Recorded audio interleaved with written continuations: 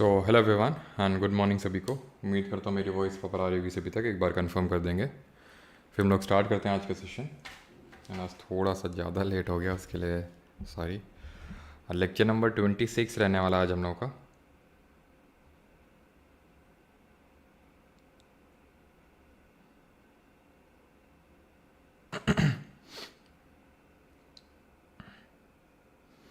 कानपुर बहुत तेज़ बारिश हो रही। बहुत तेज़ तो नहीं हो रही यार, हुई थी थोड़ी बहुत बूंदें ही पड़ी थी बस। बहुत तेज़ बारिश हुए तो अरसों हो गए हैं।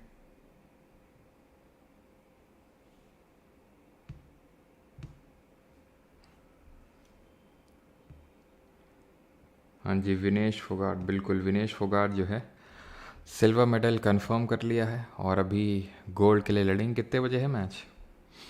और देखने वाली बात अब ये है कि मोदी जी कॉल करेंगे या नहीं करेंगे। देखने वाली बात तो ये है। और कॉल करेंगे तो क्या बोलेंगे और विनेश जी क्या बोलेंगी। हाँ, हॉकी में तो हार गया। हम्म,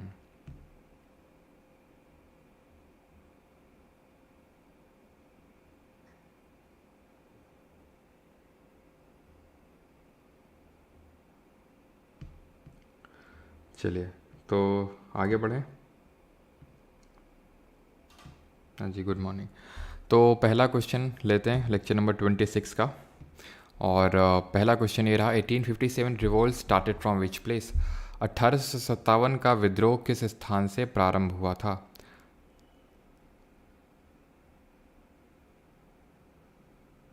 हाँ ठीक है, अभी बाद में ये सारे डिस्कशंस कर लेंगे, है ना। मोदी जी कॉल करेंगे नहीं करेंगे, अभी लेक्चर कर लेते हैं।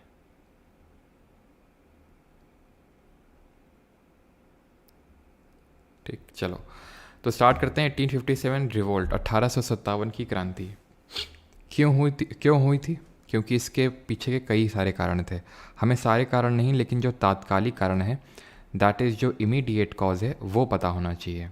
और उसका इमीडिएट कॉज था चर्बी वाले कारतूसों का प्रयोग, यानी कि यूज़ ऑफ ग्रीस्ड कार्ट्रिजेस।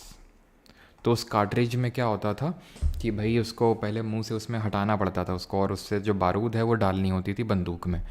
तो मुंह से हटाना पड़ता था, और उसमें ये बात है कि भाई इसमें पॉर्क यानी कि जो सूअर जो होता है, पिग होता है, उसका जो मीट है वो यूज़ किया गया है, और काऊ का यूज़ किया है। और पॉर्क जो होता है वो मुस्लिम एवं इस्लाम धर्म में बहुत प्रोहिबिटेड होता है, और हिंदू धर्म में आपको पता है बीफ यानी कि गाय का मांस बहुत प्रोहिबिटेड होता है। तो दोनों धर्म के जो सिपाही थे, जो सैनिक थे, वो बहुत ज़्यादा नाराज़ हुए और उन्होंने उसका यूज़ करने से मना कर दिया। और जब मना कर दिया तो जेल में डाल दिया। जेल में डाल दिया तो बाकी के लोग, बाकी के जो सिपाहीज़ हैं, सिपाही वो उग्र हो गए। और इसी वजह से यहाँ से सिपाहियों का विद्रोह शुरू होता है, जिसको हम सिपॉय म्यूटिनी के नाम से जानते हैं। इन्हीं में से एक हमारे सिपॉय हुए मंगल पांडे जी।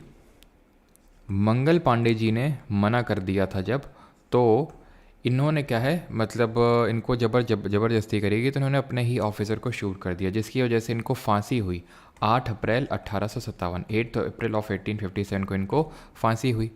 इसके बाद ऑफिशियली फाइनली जो आपका ये पूरा 1857 का रिवोल्ट है, ये स्टार्ट होता है 10 ऑफ मई से। 10 मई 1857 से ही शुरू होता है 1857 रिवोल्ट।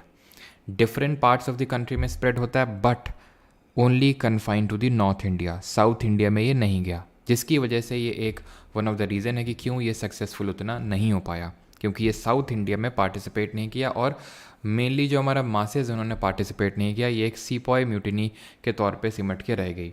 अब डिफरेंट पार्ट्स में ये स्प्रेड हुई, जैसे कि झांसी में सबसे पहले तो सीपॉयज़ ने जो मार्च किया वो दिल्ली का मार्च किया, यानी कि दिल्ली, चलो एक तरह से यहाँ पे स्टार्ट हुआ, तो दिल्ली सब मार्च किए दिल्ली की तरफ। क्यों? क्योंकि Delhi was the seat of Mughal emperor. तो इन्होंने अनाउंस किया कि भाई हम मुग़ल्स को ही अपना एक तरह से सर्वे सर्वा मानते हैं, उन्हीं को ही अपना रूलर मानते हैं। ब्रिटिश ईस्ट इंडिया कंपनी की अथॉरिटी को हम नहीं एक्सेप्ट करते हैं। और दिल्ली में उस समय मुग़ल रूलर कौन था, कोई बता सकता है? देन कानपुर में स्प्रेड हुआ। देखो हर जगह के कुछ ना कुछ स्पेसिफिक रीजंस थे। अभी देखते हैं स्पेसिफिक रीजंस क्या थे। पूछता तो नहीं स्पेसिफिक रीज़न, बट फिर भी ये अब यहाँ से अगर हम बात करें, दिल्ली में उस समय मुगल रूलर बैठा था बहादुर शाह जफ़र सेकंड। भाई साहब पेंशन में जी रहे थे Britishers, British east India company के, तो काफ़ी बूढ़े भी हो गए थे और मतलब एबल भी नहीं थे उतने। तो वो सब ने बोला कि हम अपना इनको रूलर मानते हैं और इनसे बोला कि प्लीज़ आप, मतलब सिपॉयज़ ने बोला कि आप हमारा साथ दीजिए। इसमें इनके जो जनरल थे, जनरल भक्त खान, वो एक्चुअल में लीड कर रहे थे यहाँ से। पपेट रूलर थे एक तरह से बहादुर शाह जफ़र सेकंड। झांसी से अगर बात करें तो रानी लक्ष्मीबाई, जिनको कि हम मणिकर्णिका के नाम से जानते हैं, रानी लक्ष्मीबाई जी, ठीक है। मणिकर्णिका घाट भी है यहाँ पे हमारे कानपुर में, क्योंकि इन्होंने अपना काफ़ी समय कानपुर के बिठूर में गुजारा। और हमने पता है कि जो थर्ड एंग्लो मराठा वॉर हुआ था उसके बाद 1819 में जो पेशवा थे मराठा के, उनको कानपुर के बिठूर में शिफ्ट कर दिया गया था। तो जो पेशवा थे, पेशवा को असिस्ट करने का काम करते थे रानी लक्ष्मीबाई के फादर।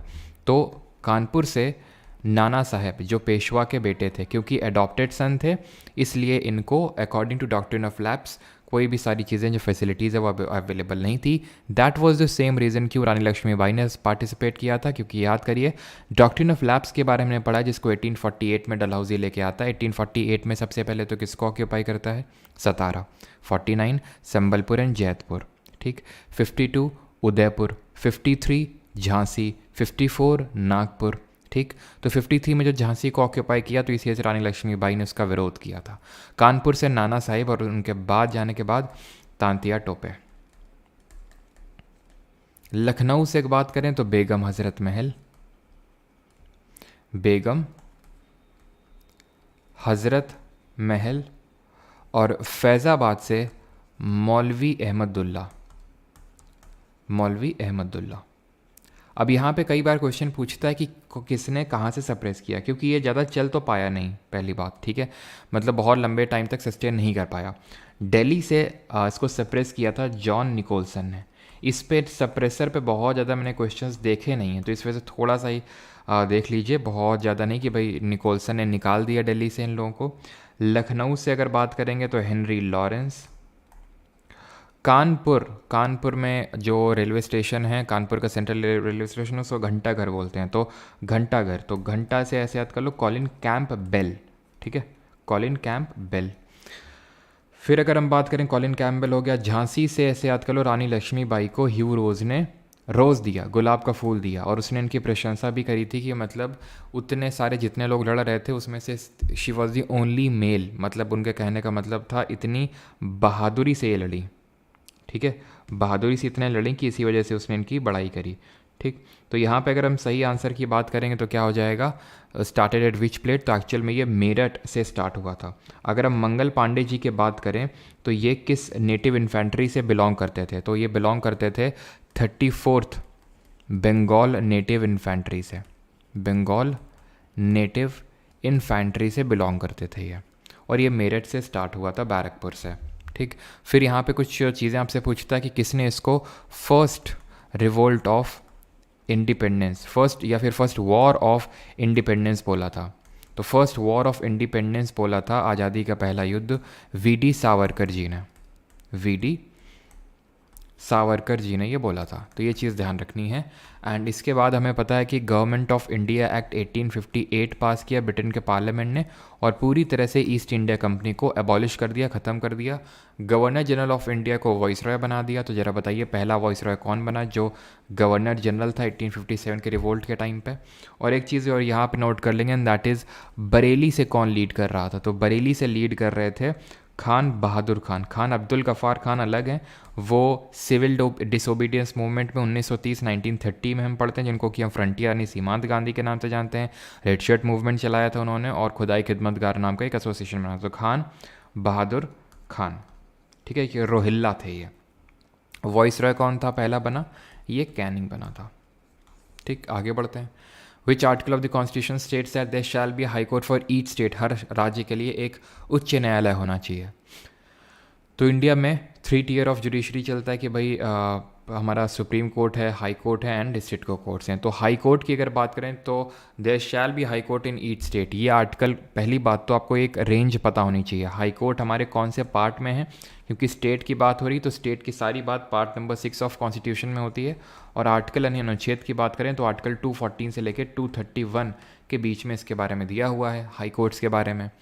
अब यहाँ पे 214 बोलता है, मैंने आपको बताया था ना कि जो पहला आर्टिकल होता है किसी भी चीज़ का, जैसे कि प्रेसिडेंट के 52 से 62 हैं, तो 52 बोलता है there shall be a president of India. 63 से वाइस प्रेसिडेंट स्टार्ट होता है तो there shall be a vice president of India. से 214 से स्टार्ट होता है तो there shall be a high court in each state. तो बहुत बड़ा आसान होता है इसको आंसर करना, ठीक। ये तो 214 की बात हो गई। बाकी हम बाकी आर्टिकल की बात कर लेते हैं, जैसे कि 125 आर्टिकल 125, ये सुप्रीम कोर्ट के जो जजेस होते हैं उनकी अपॉइंटमेंट और उनकी सैलरी वगैरह से सारे डील करता है। बाकी अगर हम बात करें इसमें, दैट इज़ जो हमारे इसके आर्टिकल्स हैं हाई कोर्ट के, तो उसमें आर्टिकल नंबर 214 तो देख लिया कि हर स्टेट में हाई कोर्ट होना चाहिए। आर्टिकल 215 बोलता है कि high court to be a court of record.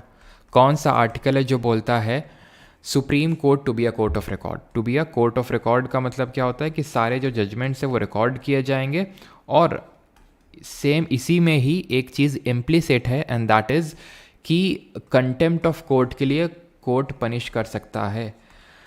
ये चीज़ हम लोग पढ़ चुके हैं, क्वेश्चन डायरेक्टली पूछा गया था अभी रिसेंटली सीपीओ एग्जाम में कि कंटेम्प्ट ऑफ कोर्ट से कौन से आर्टिकल रिलेटेड है।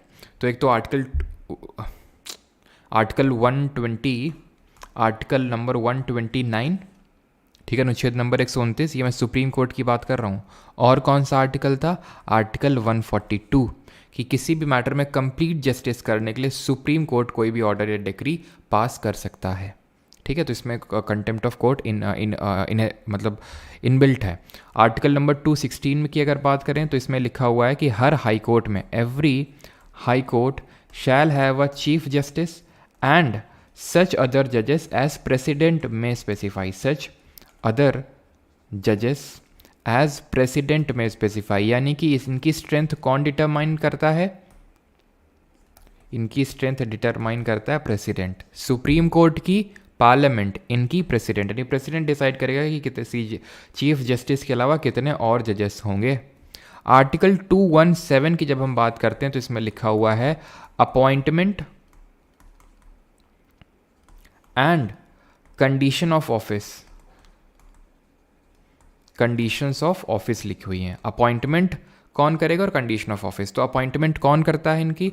चाहे सुप्रीम कोर्ट का जज हो, चाहे हाई कोर्ट का जज हो, अपॉइंटमेंट तुम्हारा भाई प्रेसिडेंट करेगा, ठीक है। तो अपॉइंटमेंट ये करते हैं। अच्छा, इसी में ही लिखा हुआ है टेन्योर, रिमूवल, क्वालिफिकेशन और ओथ वगैरह के बारे में पता होना चाहिए। ओथ कौन दिलाता है इनको? शपथ। तो सुप्रीम कोर्ट के जजेस की अपॉइंटमेंट प्रेसिडेंट करता है, ओथ प्रेसिडेंट ही दिलाता है, ठीक। हाई कोर्ट के जजेस में अपॉइंटमेंट प्रेसिडेंट करता है लेकिन ओथ गवर्नर दिलाता है, ठीक है। इतना छोटा काम राष्ट्रपति नहीं करेगा कि हाई कोर्ट के जजेस को भी ओथ दिलाने, वो यहाँ पे आएगा।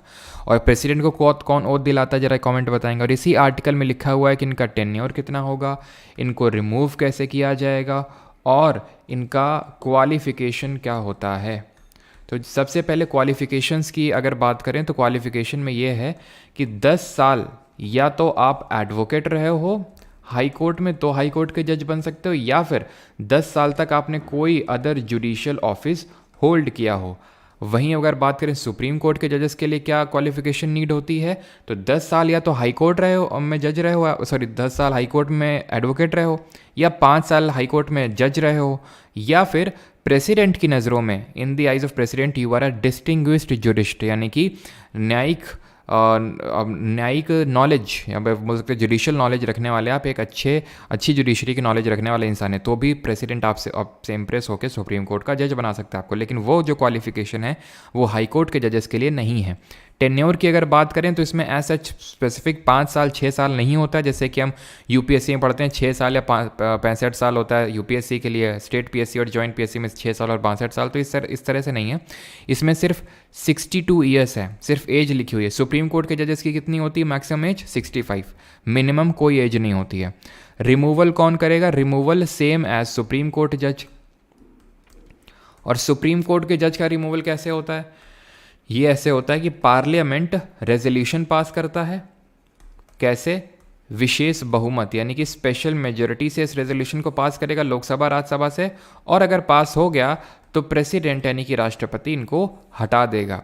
इसमें ग्राउंड्स फॉर रिमूवल क्या होते हैं, यानी कि किस किन किन ग्राउंड्स में इनको रिमूव किया जा सकता है।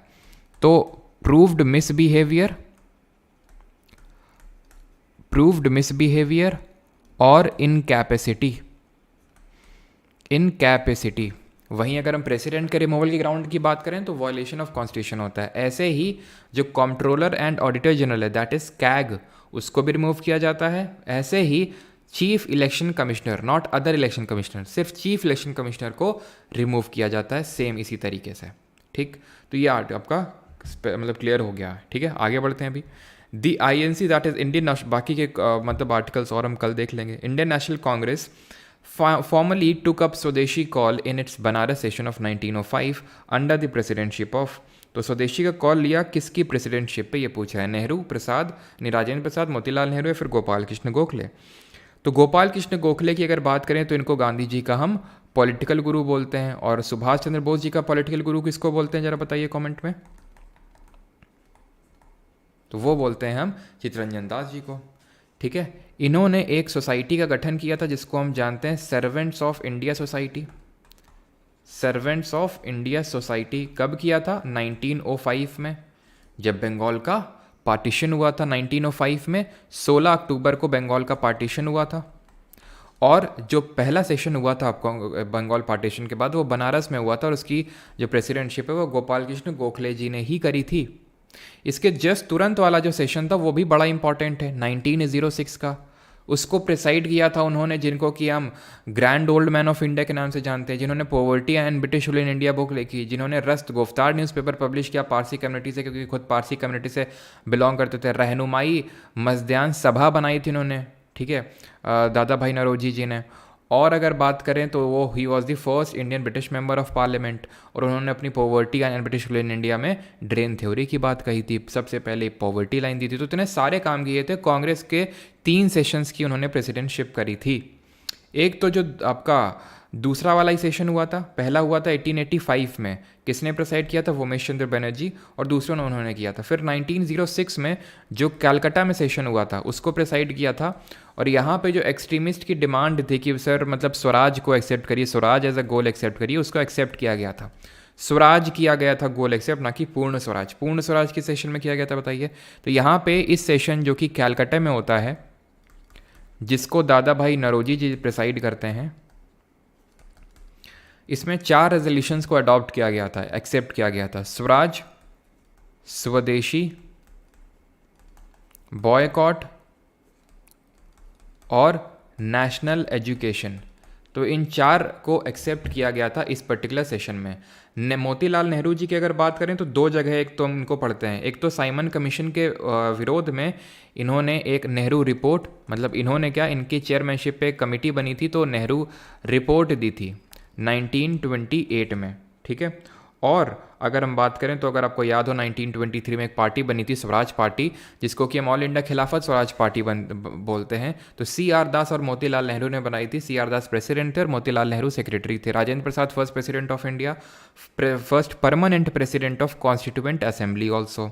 ही was elected as the first president of India on 24 January 1950 on the same date in which we adopted the national anthem and national song of our country. Jawaharlal Nehru ने कांग्रेस का जो लाहौर का सेशन हुआ था उसकी अध्यक्षता करी थी, और उसी में हमने पूर्ण स्वराज जो है गोल डिक्लेयर किया था। ये काफ़ी इंपॉर्टेंट है और काफ़ी बार हम कर चुके हैं इसको। पूर्ण स्वराज गोल डिक्लेयर किया था 26 जन 1930 को, पहला इंडिपेंडेंस डे सेलिब्रेट करने की बात कही गई थी। रावी नदी के तट पर झंडा फहराया गया था। सिविल डिसोबीडियंस मूवमेंट लॉन्च करने को कांग्रेस को ऑथोराइज किया गया था इस पर्टिकुलर सेशन में। ठीक, अब यहाँ पे क्लियर हो गया सर।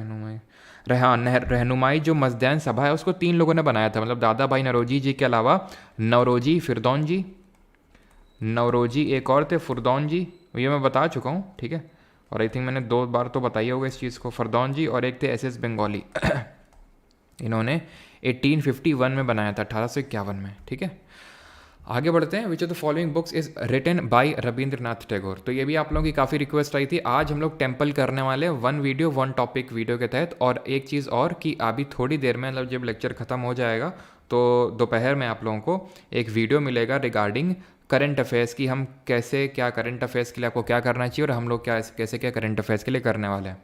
और 1 वीडियो 1 टॉपिक में आप लोगों की बुक की भी डिमांड आ रही थी, तो आप लोग कमेंट वगैरह में बता दीजिएगा। अगर बुक का अलग से वीडियो चाहिए होगा तो जितने भी अभी क्वेश्चंस पूछे गए 2024 के एसएससी एग्जाम्स में, वो सारे जिस तरह से सेंसस के किए थे उसी तरह से भी कर लेंगे। तो रविन्द्रनाथ टैगोर जी की बुक है यहाँ पे दी नेशनलिज्म, ऑप्शन नंबर 4 यहाँ पे सही आंसर होगा। Rabindranath Tagore 1913 Nobel peace prize for Gitanjali, Jana Gana Mana लिखा था इन्होंने, इंडिया का नेशनल एंथम और बांग्लादेश का नेशनल एंथम अमार सोनार बांग्ला, बांग्लादेश की तो अब क्या ही बात करें।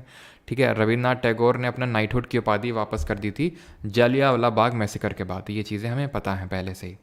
विच of the following statement is, तो एक चीज़ एक्स्ट्रा ऐड कर लेनी है, दैट इज़ नेशनलिज्म जो बुक है वो इन्होंने लिखी थी।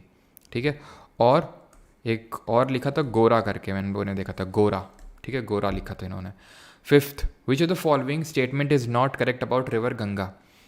स्टेटमेंट्स पढ़िए, स्टेटमेंट का खेल है ये क्वेश्चन, आराम से। 2 क्वेश्चन मैंने जानबूझ के ऐसे रखे हैं जहाँ पे आपको मैं थोड़ा सा ऑप्शन एलिमिनेशन भी सिखाना चाहता हूँ, सो दैट वो नेटो तो हम सीखेंगे ही सीजल मेन से पहले, सीजल टीयर 2 से पहले, लेकिन उससे पहले भी थोड़ा सा ग्लिम्स लेते रहें सो दैट जो प्रीलिम्स में हमारे टीयर 1 में जो क्वेश्चंस आएंगे इस तरह के, वो भी हम बना पाएँ। करिए, पढ़ लिया आपने। River Ganga, which is the national river of India, declared in 2008। River Ganga flows from the Himalayas all the way to the Bay of Bengal. Yes, ये हिमालय से निकलती है। हमें पता है कि हम जो भी हमारी इंडियन रिवर सिस्टम है उसको 2 पार्ट में कैटेगराइज करते हैं। हिमालयन रिवर सिस्टम, वो मैं ड्रॉ नहीं करूँगा कि अभी हिमालयन यहाँ पे, ठीक है, वो अपने दिमाग में तो मैप पे चलाओ उसको, ठीक है, दिमाग में। यहाँ हिमालयन है, यहाँ पेनिनसुलर। हिमालयन रिवर बहुत ही लंबी होती हैं, पेरेनियल नेचर की होती हैं, यानी water all through out the year. और ये कैसी होती हैं, ये आपकी होती हैं पेरेनियल होती हैं और डीप होती हैं, यानी कि बहुत ज़्यादा गहरी होती हैं। वहीं पर अगर हम बात करें तो जो पेनिनसुलर रिवर्स होती हैं इनको 2 कैटेगरी में डिवाइड करते हैं, ईस्ट फ्लोइंग और वेस्ट फ्लोइंग। ये पहली बात तो आपकी एफीमरल नेचर की होती है, यानी water all through out the year नहीं होता है। ईस्ट की तरफ ज़्यादातर क्यों फ्लो करती हैं, क्योंकि टिल्ट है पेनिनसुलर प्लेट्यू का। ठीक है, तो ये चीज़ आपको पता होना चाहिए कि वो पेरेनियल है, ये एफीमरल है। ऑलराइट, और ये ध्यान रखना है कि जो हिमालयन रिवर्स हैं वो एंटीसीडेंट नेचर की होती हैं। एंटीसीडेंट का मतलब होता है कि जब हिमालय बना था उससे पहले वो फ्लो हो रही हैं, जैसे कि सतलज, जैसे कि इंडस, जैसे कि कोसी, ये आपकी एंटीसीडेंट नदियाँ। River Ganga is more than 2500 kilometre along. और क्यों ये एफीमरल, क्यों ये पेरेनियल नेचर की होती है हिमालयन रिवर, जरा बताएंगे कमेंट में। तो 2500 मीटर लंबी and is the most populated river basin in the world, ये भी सही है। River Ganga and it's river basin support lots of wonderful life, particularly river dolphins, otters, fresh water turtles and gharials, ये भी सही है। Water level of river Ganga never depends on monsoon and climatic condition of the Himalaya. तो ये आपका गलत हो जाएगा। यहाँ पे क्या लिखा हुआ है, नेवर डिपेंड्स, कभी डिपेंड ही नहीं करता इस चीज़ पे। ये क्या है, ये एक्सट्रीम स्टेटमेंट, एक्सट्रीम कीवर्ड है जो इस पूरे स्टेटमेंट को एक्सट्रीम बना रहा है। ठीक है, एक्सट्रीम कीवर्ड है। नेवर, नन, ठीक है, इन चीज़ को ध्यान रखिएगा जब भी आपको देखा, नेवर, नन, ठीक है, ऑल, ठीक है, नोवेयर, ये जो एक्सट्रीम कीवर्ड होते हैं ये जो स्टेटमेंट में होते हैं जनरली गलत होते हैं। वाटर लेवल कभी डिपेंड ही नहीं करता मानसून पे। तो क्या भैया, मानसून का पानी जब आता है, जैसे मान लो ये गंगा नदी है, तो है ये बादल हैं, ये बादल आए, तो बादल एक दूसरे को बोलते हैं, बादल लो भाई देखना ध्यान से, गंगा नदी में पैर ना रखना, उछल के जाना यहाँ पे, एक बूंद ना गिरने पाए गंगा नदी में, हाँ, नहीं तो जलस्तर उसका बढ़ जाएगा। वो वैसे का सोर्स ग्लेशियर है हिमालयन रिवर्स का, तो हमें इनको उछल के सब लोग जाना, ठीक है। और तुम भी राम गंगा से उछल के जाना, फिर गंगा से उछल के जाना, फिर यमुना से उछल के जाना, क्योंकि सारी मिल रही ना, सारी ट्रिब्यूटरीज, तो उछल उछल के जाना, देखना एक बूंद ना पड़ जाए। ऐसा तो होगा नहीं, सिंपल सा लॉजिक है। ठीक है, इतनी सारी वो है, क्या वो नहीं इन्फ्लुएंस करेगा। अभी जैसे गंगा, अभी मानसून का समय चल रहा है, तो भाई ये पानी मिल तो रहा ही है इनको ग्लेशियर से, ग्लेशियर इनका सोर्स है। लेकिन जब मानसून वाला होता है तो ये उफान पे होती है, अपनी बहुत भयंकर इसमें पानी होता है, जो भी हमारी हिमालयन रिवर्स होती हैं। तो ऑप्शन नंबर 4 यहाँ पे सही आंसर होगा। कई लोगों के आप सुनते होंगे डेथ हो जाती है गंगा रिवर में डूबने की वजह से। अब यहाँ पे अगर हम गंगा रिवर की बात करें तो ये 2 हेडवर्ड ट्रिब्यूटरी से मिलकर बनती है, और वो कौन कौन सी हैं ये हम पढ़ चुके हैं। अलकनंदा प्लस भागीरथी कहाँ पे मिलती हैं? देवप्रयाग में। ये सातोपंथ ग्लेशियर से, ये गोमो ग्लेशियर से निकलती है। बाकी सारे प्रयाग आपको रिकॉल करने हैं। कर्ण प्रयाग किससे एसोसिएटेड है? पिंडर रिवर से। रुद्रप्रयाग किससे एसोसिएटेड है? मंदाकिनी रिवर से, ठीक है। और भागीरथी रिवर से है आपका देवप्रयाग, ठीक है। इस तरह से हम लोगों ने याद किया था कि अलकनंदा से सारी मिल रही हैं। पिंडर जहाँ मिल रही है तो कर्णप्रयाग, मंदाकिनी जहाँ मिल रही है तो रुद्रप्रयाग, और यहाँ पे जहाँ पे आपकी भागीरथी मिल रही है उसको हम बोलते हैं क्या? देवप्रयाग। क्लियर इतनी चीज़। फिर हमने ये चीज़ देखी थी क्या? फिर हमने इसकी ट्रिब्यूटरीज देखी थी, लेफ्ट बैंक और राइट बैंक। लेफ्ट बैंक वो हैं जो इसको ऊपर से ज्वाइन करेंगे, रामगंगा, गोमती, घाघरा, गंडक, कोसी, और नीचे से 2 ज्वाइन कर रही हैं इंपॉर्टेंट, यमुना और सोन। वैसे एक और है पुनपुन, लेकिन उतनी इंपॉर्टेंट नहीं है। यमुना की ट्रिब्यूटरीज हैं चंबल, सिंध, बेतवा, केन, और कल हम लोगों ने देखा था चंबल की ट्रिब्यूटरीज हैं बानस, काली सिंध, पार्वती। और चंबल की बात करें मऊ प्लेट्यू से निकलती है, और मालवा प्लेट्यू जो यहाँ पे उसके बीचों बीच से होकर गुजरती है। Chambal ravines, badland topography and गली इरोजन के लिए जानी जाती है। सारी चीज़ें हमें पता होनी चाहिए। एंड जो सोन नदी है उसकी ट्रिब्यूटरी है रिहांद। रिहांद पे ही बना हुआ है आपका रिहांद डैम, जिसको गोविंद बल्लभ पंत सागर डैम बोलते हैं। और इसी की वजह से यहाँ पे रिजर्वॉयर बनता है, और वो रिजर्वॉयर जो है जो यहाँ पे बनता है यूपी और एमपी के बॉर्डर में, it is the largest artificial lake of a country, not only country बल्कि एशिया का भी। सेकेंड लार्जेस्ट आर्टिफिशियल लेक का नाम बताना है जो कि राजस्थान में। कॉमेंट में बताइए जो अभी हम लोगों ने लेक वाली क्लास में किया था। आगे बढ़ते हैं। Which of the following statement about privatization is false. वैसा ही क्वेश्चन है, इसको भी वैसे ही अटेम्प्ट करेंगे जो यहाँ पे मैंने आपको चीज़ बताई थी उसी का यहाँ पे इस्तेमाल करेंगे और इसको सॉल्व करेंगे।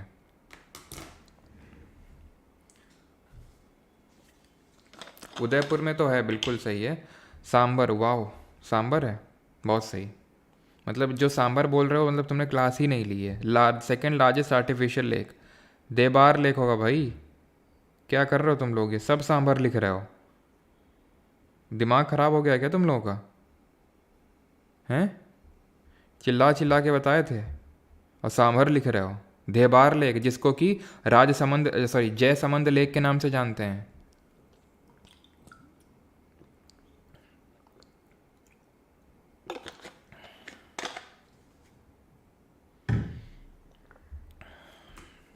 हो चुका तुम लोगों का तो है, सांभर लेक बोल रहे हैं। एक जो लिखता है वही सब फिर छापने लग जाते हैं बिना सोचे समझे।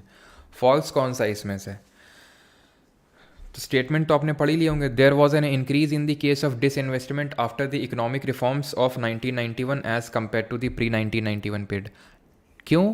क्योंकि हमने 1991 में पीवी नरसिम्हा राव प्राइम मिनिस्टर थे, मनमोहन सिंह फाइनेंस मिनिस्टर थे, एलपीजी रिफॉर्म्स हमने लाए थे क्योंकि बैलेंस ऑफ पेमेंट क्राइसिस हो गया था, भुगतान संतुलन की क्राइसिस हो गई थी। तो लिबरलाइजेशन, प्राइवेटाइजेशन और ग्लोबलाइजेशन, उदारीकरण, निजीकरण और वैश्वीकरण की हमने नीति अपनाई थी 1991 में।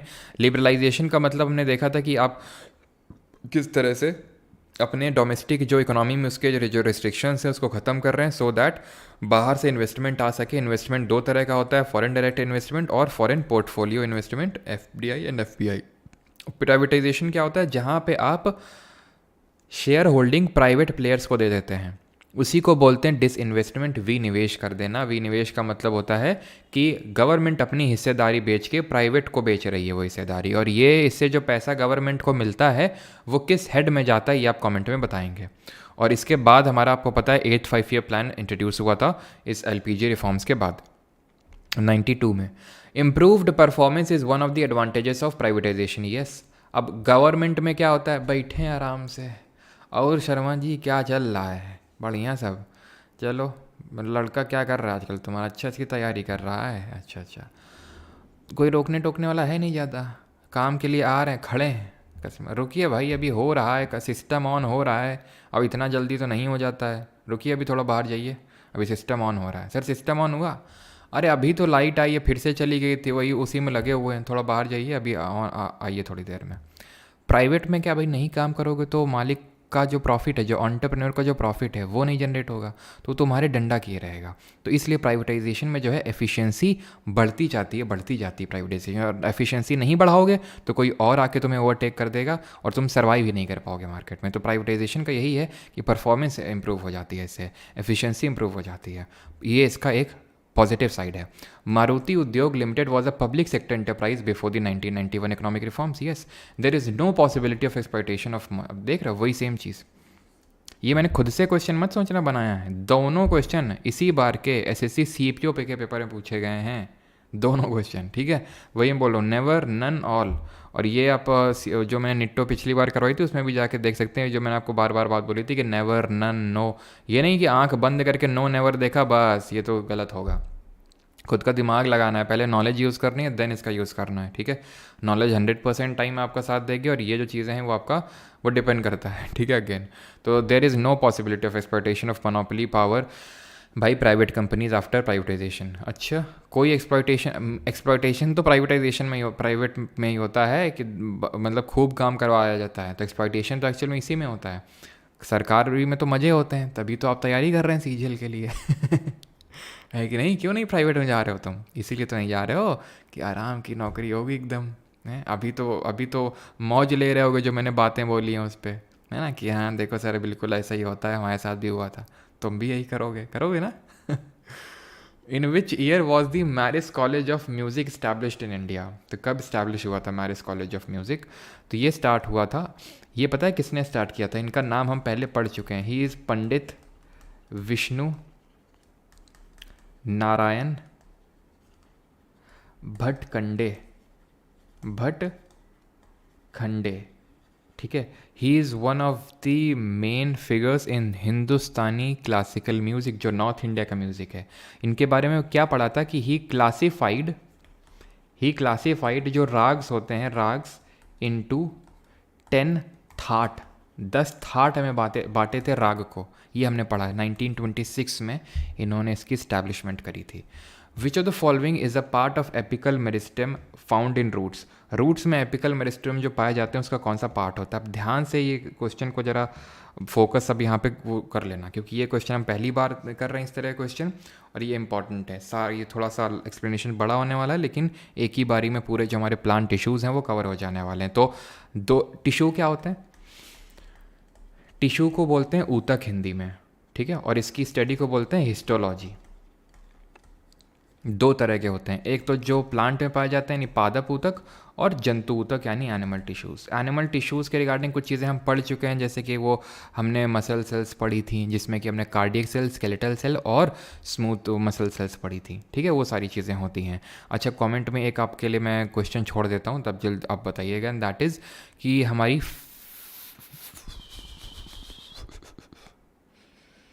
हमारी जो कौन से टाइप ऑफ टिश्यूज़ होते हैं जो कि फैट सेल्स, जिनको फैट सेल्स होती हैं जो कि फैट स्टोर करते हैं, उसका नाम ए से शुरू होता है। अब फोकस करते हैं जरा प्लांट टिश्यूज़ पे, ध्यान से सुनना, ठीक है। जो प्लांट टिश्यूज़ होते हैं उनको दो पार्ट में डिवाइड करते हैं। एक वो जो प्लांट की ग्रोथ करवाते हैं, उनको ग्रो करने में, उनको बढ़ने में हेल्प करते हैं, उनको बोलते हैं मेरिस्टेमेटिक टिश्यूज़।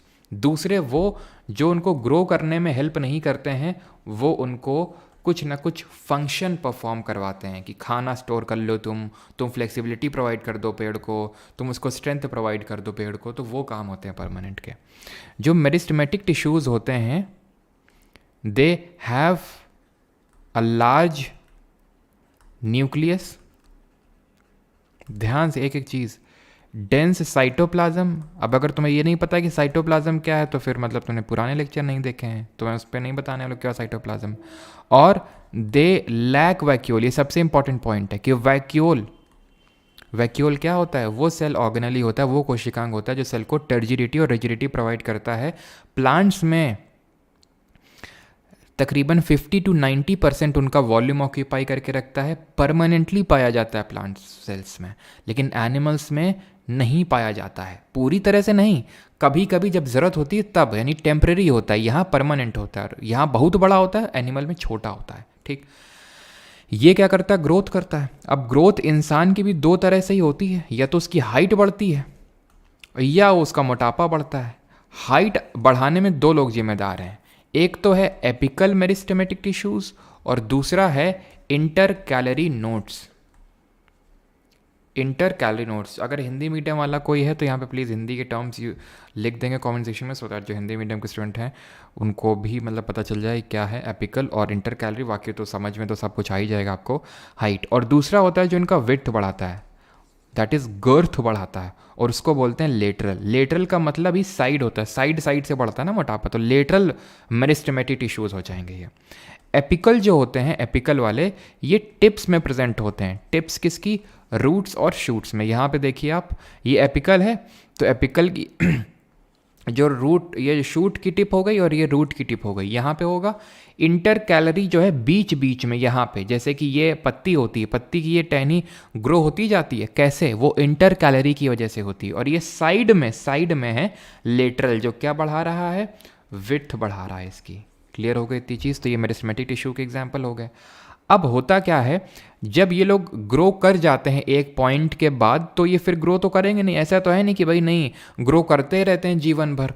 तो जब ग्रो करना बंद कर देते हैं तो then through the process of differentiation, जिसको विभेदीकरण की प्रक्रिया बोलते हैं, उसके थ्रू परमानेंट टिश्यूज में बदल जाते हैं। ये दो कैटेगरी में इनको डिवाइड करते हैं, एक तो सिंपल परमानेंट और दूसरे कॉम्प्लेक्स परमानेंट। ठीक है, सिंपल परमानेंट और कॉम्प्लेक्स परमानेंट। सिंपल को भी हम डिवाइड करते हैं 3 पार्ट में। एक को बोलते हैं पैरेनकाइमा, दूसरे को बोलते हैं कॉलेनकाइमा, और तीसरे को, पूरा नहीं लिख रहा हूँ, काइमा काइमा समझ जाना, और तीसरा है स्क्लेरेनकाइमा। पैरेनकाइमा क्या करता है? ये खाना स्टोर करता है, ये फूड का जो स्टोरेज है वो प्रोवाइड करता है, फूड स्टोरेज करता है। इसके 2 बेटे होते हैं, एक क्लोरेन जो क्लोरोफिल होता है, खाना बनाता है, और दूसरा एयरन। एयरन काइमा क्या करता है? हवा प्रोवाइड करता है। जो हमारे पानी में पेड़ पाए जाते हैं, जैसे लोटस वगैरह हो गया हमारे, आपने देखा होगा लोटस, तो पानी में क्यों तैर पाता है? क्योंकि एयरन काइमा है, तो एयरी स्पेस प्रोवाइड करते हैं, जिसकी वजह से जो हमारे वाटरी प्लांट होते हैं वो फ्लोट कर पाते हैं। तो किसका पार्ट है एयरन काइमा? पैरन काइमा का। कॉलन क्या कर रहे हैं? कॉलन जो है कोलगेट की तरह क्या प्रोवाइड कर रहे हैं? फ्लेक्सिबिलिटी प्रोवाइड कर रहे हैं। कोलगेट बोलता है ना कि हमारा जो टूथब्रश होता है बड़ा फ्लेक्सिबल है, तो फ्लेक्सिबिलिटी प्रोवाइड कर रहा है कॉलन, ठीक है, कोलगेट। और स्क्लेरेनकाइमा क्या कर रहा है? ये रिजिडिटी और टर्जिडिटी प्रोवाइड कर रहा है। तो रिजिडिटी मतलब कि टफनेस प्रोवाइड कर रहा है। तो कॉलेनकाइमा तुम्हें पता है कहाँ पे देखने को मिलेगा? कॉलेनकाइमा जो पत्ती की ये नहीं होती, जो भी दिखाया था जहाँ इंटर कैलोरी देखने को मिलेगा, तो यहाँ पे इसमें होती हैं, इसमें तो ये क्या करती हैं? फ्लेक्सिबिलिटी इसको प्रोवाइड करती हैं। तभी ऐसा नहीं कि आंधी आई और पेड़ टूट के गिर गया, क्योंकि ये फ्लेक्सिबिलिटी प्रोवाइड कर देती हैं कॉलेनकाइमा। और दे आर इरेगुलरली, कभी तुमसे इस तरह से पूछ ले, विच of the following permanent tissues is irregularly thickened at the corners. Corner में थिक होता है ये, इसको अगर जब हम जूम करके देखते हैं तो ये कॉलेनकाइमा होता है। स्क्लेरेनकाइमा की अगर बात करें तो ये जो नारियल की भूसी है, जिसको हस्क ऑफ कोकोनट बोलते हैं, यहाँ पे हमें देखने को मिलता है स्क्लेरेनकाइमा। ठीक है, ये नारियल की भूसी देख रहे हो कितना टफ होता है ये, ठीक। और ये तो हो गए हमारे सारे सिंपल। कॉम्प्लेक्स वाले होते हैं 2, एक होता है जाइलम और एक होता है फ्लोएम। जाइलम और फ्लोएम। जो जाइलम होता है ये जल का ट्रांसपोर्ट करता है, यानी कि वाटर और मिनरल्स को ट्रांसपोर्ट करने का काम है इसका। फ्लोएम जो है फल यानी फूड को ट्रांसपोर्ट करता है, ठीक। ये जो होता है जाइलम, ये वन वे होता है। वन वे होता है मतलब पानी तो नीचे से ऊपर ही जाएगा ना, नीचे रहता है पानी, नीचे ग्राउंड से रूट्स क्या करते हैं, उस पानी को खींचते हैं ऊपर की तरफ और ले जाते हैं, ठीक। और रूट्स की अगर बात करें, जो रूट्स हेयर्स होते हैं, रूट की जो हेयर होती हैं वो उसमें एपिडर्मल सेल्स होती हैं। रूट के जो हेयर होते हैं उसमें एपिडर्मल सेल्स होती हैं। पूरी जो स्किन होती है प्लांट्स, कैसे हमारी स्किन, जो हमारी त्वचा होती है हम इंसानों की, उसमें कौन से टिश्यूज़ होते हैं तुमसे पूछ ले, तो स्ट्रैटिफाइड स्क्वैमस ये होता है, स्ट्रैटिफाइड, स्ट्रेटा लेयर के फॉर्म में, ठीक है।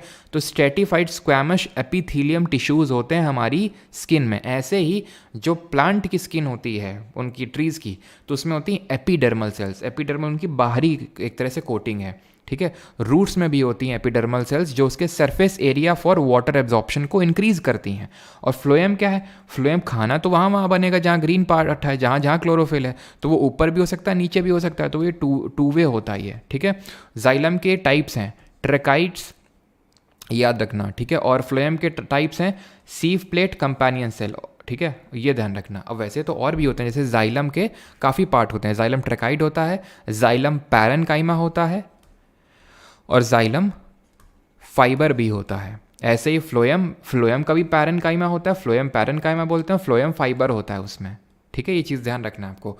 पैरेनकाइमा का काम हमेशा स्टोरेज का होता है और फाइबर का काम हमेशा रिजिडिटी और टफनेस प्रोवाइड करने का काम होता है, चाहे वो जाइलम का फाइबर हो चाहे फ्लोएम का फाइबर हो, ठीक।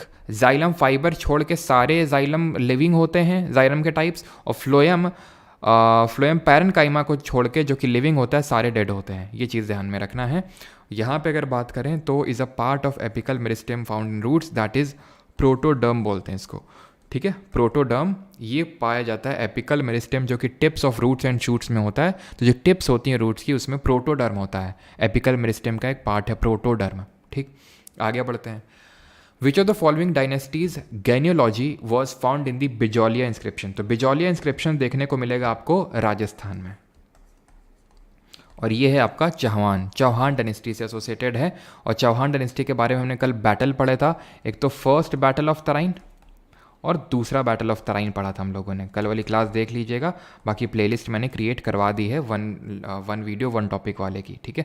और नोट्स में जो लोग हैं बैच में तो देखना, नोट्स का अलग से सेक्शन बन गया होगा वहाँ पे आपका, ठीक है। ये वन वीडियो वन टॉपिक वाला। तो फर्स्ट तराइन हुआ आपका 1191 AD में, और दूसरा जो तराइन हुआ वो 1192 AD में होता है। पहले वाले में पृथ्वीराज चौहान, जिनको कि हम पृथ्वीराज द थर्ड के नाम से जानते हैं, उनकी विक्ट्री होती है और दूसरे वाले में उनकी डिफीट होती है। आगे बढ़ते हैं। और चंदेल डायनेस्टी, ये कि कौन से टेम्पल, तो आज टेम्पल वाली क्लास करेंगे तो उसी में देखेंगे। ये जाने जाते हैं खजुराहो ग्रुप ऑफ टेम्पल जो कि मध्य प्रदेश में, उसी में ये कंदरिया महादेव टेम्पल, ठीक। Question number 10, which of the following articles was amended by the constitution का 50th? और एक जरा कमेंट बताएंगे। चलो आज टेम्पल वाले में सब करेंगे, वैसे तो पढ़ चुके हैं। राजस्थान में कौन सा टाइप ऑफ टेम्पल आर्किटेक्चर देखने को मिलता है, तो कौन से आर्टिकल को 50th amendment of act of 1984 से अमेंड किया गया था? तो 1984 1984 वही साल है। कौन सा साल है? जिस साल ऑपरेशन ब्लू स्टार चलाया गया था, याद है आपको? इंदिरा गांधी ने चलाया था, कहाँ पे? गोल्डन टेम्पल अमृतसर में। फिर उनकी हत्या करी गई थी, फिर NSG बनाई गई थी, नेशनल सिक्योरिटी गार्ड बनाई गई थी इसी साल ही स्पोर्ट्स अथॉरिटी ऑफ इंडिया भी बनाया गया था, ठीक है। और 1985 में डिपार्टमेंट ऑफ स्पोर्ट्स से डिपार्टमेंट ऑफ यूथ स्पोर्ट, कल याद आ रहा है, कल हमने क्वेश्चन किया था 1985 में। तो कॉन्स्टिट्यूशन ऑफ 50th अमेंडमेंट, ये है आपका आर्टिकल नंबर 33। ये किसकी बात करता है आर्टिकल? ये बोलता है आर्टिकल कि जो हमारे पैरामिलिट्री फोर्सेस के हैं, चाहे पैरामिलिट्री हो चाहे डिफेंस फोर्सेस, यानी जितने भी फोर्सेस के लोग हैं उनके फंडामेंटल राइट्स रिस्ट्रिक्टेड रहेंगे। तो वो पूरी तरह से डिमांड नहीं कर सकते हैं कि हमारे फंडामेंटल राइट्स नहीं पूरी तरह से, ठीक है, इस तरह से। तो आर्टिकल नंबर 33 में तो फिर अमेंडमेंट क्या किया गया था 550 अमेंडमेंट से? तो ये किया गया था कि जो इंटेलिजेंस ऑर्गेनाइजेशन में लोग इन्वॉल्व हैं, इंटेलिजेंस ऑर्गेनाइजेशन में इन पर्टिकुलर फोर्सेज में, उनके भी फंडामेंटल राइट्स को लिमिट कर दिया जाएगा, जो इंटेलिजेंस ऑर्गन और टेलीकम्युनिकेशन सिस्टम में काम कर रहे हैं आर्म फोर्सेज में। 78 हम पढ़ चुके हैं, that talks about the duties of prime minister. प्रधानमंत्री की ड्यूटीज़ क्या होती हैं कि ये काउंसिल ऑफ मिनिस्टर और प्रेसिडेंट के बीच में लिंकेज के तौर पे ऐड करता है, सारी इन्फॉर्मेशन एक दूसरे को इनको पास करता है, यानी कि he acts as the linchpin of government. ये किसने बोला था जरा बताइए? मतलब who said PM as the linchpin of the government.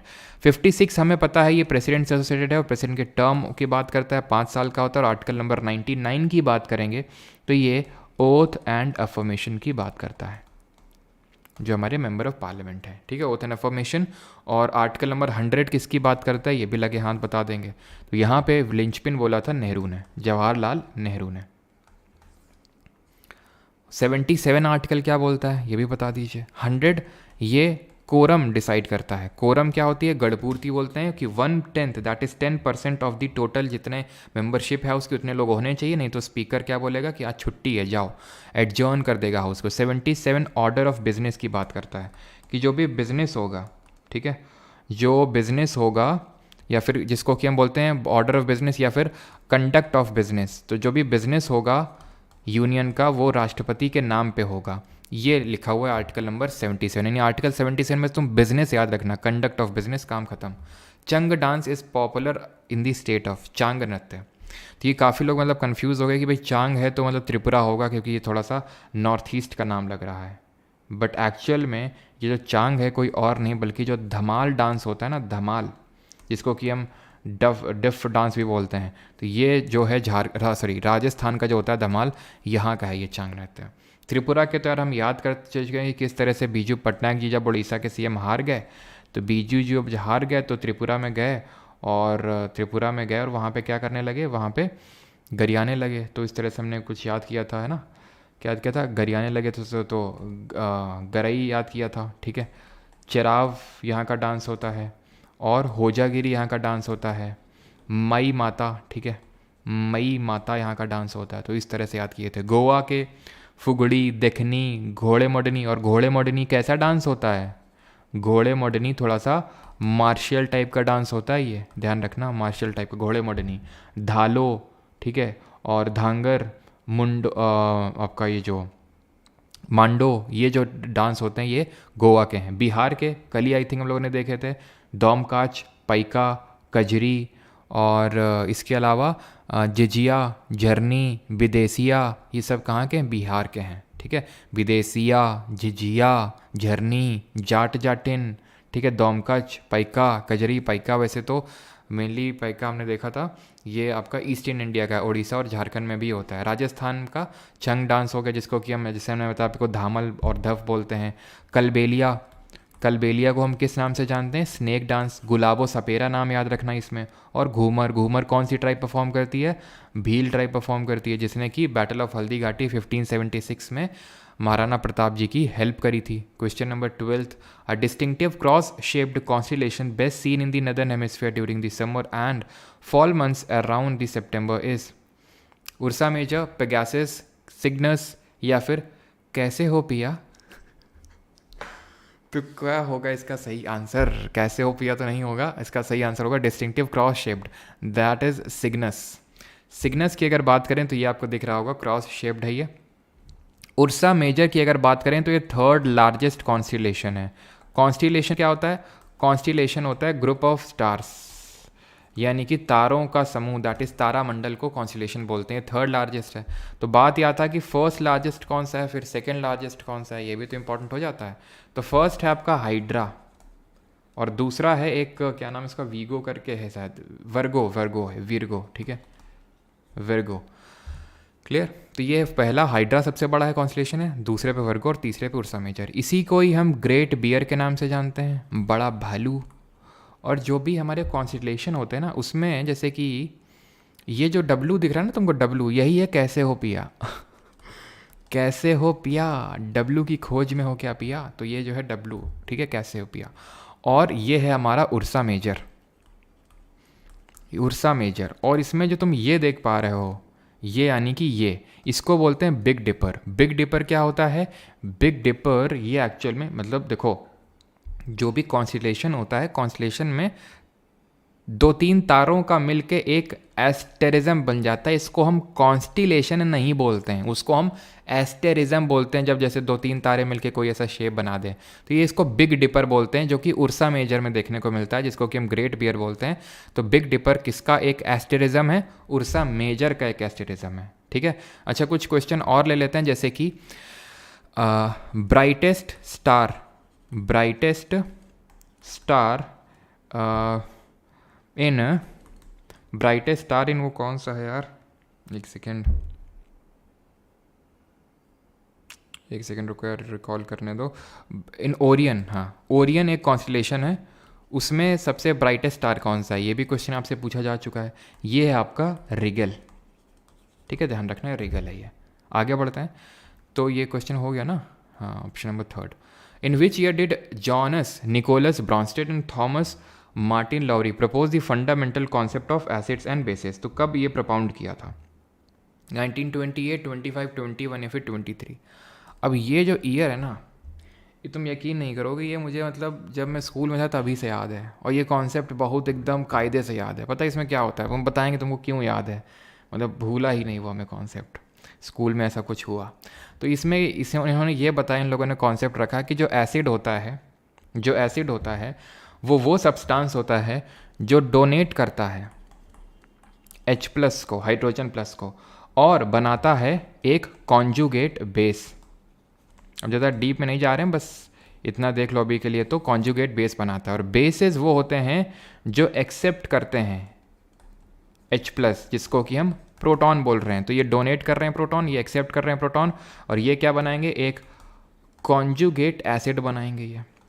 ये उसी साल इन लोगों ने दिया था जिस साल स्वराज पार्टी का फॉर्मेशन हुआ था। किस साल, आप बताओ खुद से। इसलिए याद है क्योंकि एक बार क्या हुआ कि जब हम ये पहली बार कॉन्सेप्ट पढ़े थे, शायद जितना मुझे याद है क्लास 11th में पढ़े थे ये, ठीक है, 11th में ही था शायद, हाँ वैसे तो आई थिंक 9th-10th में भी था, लेकिन ये घटना 11th क्लास की है।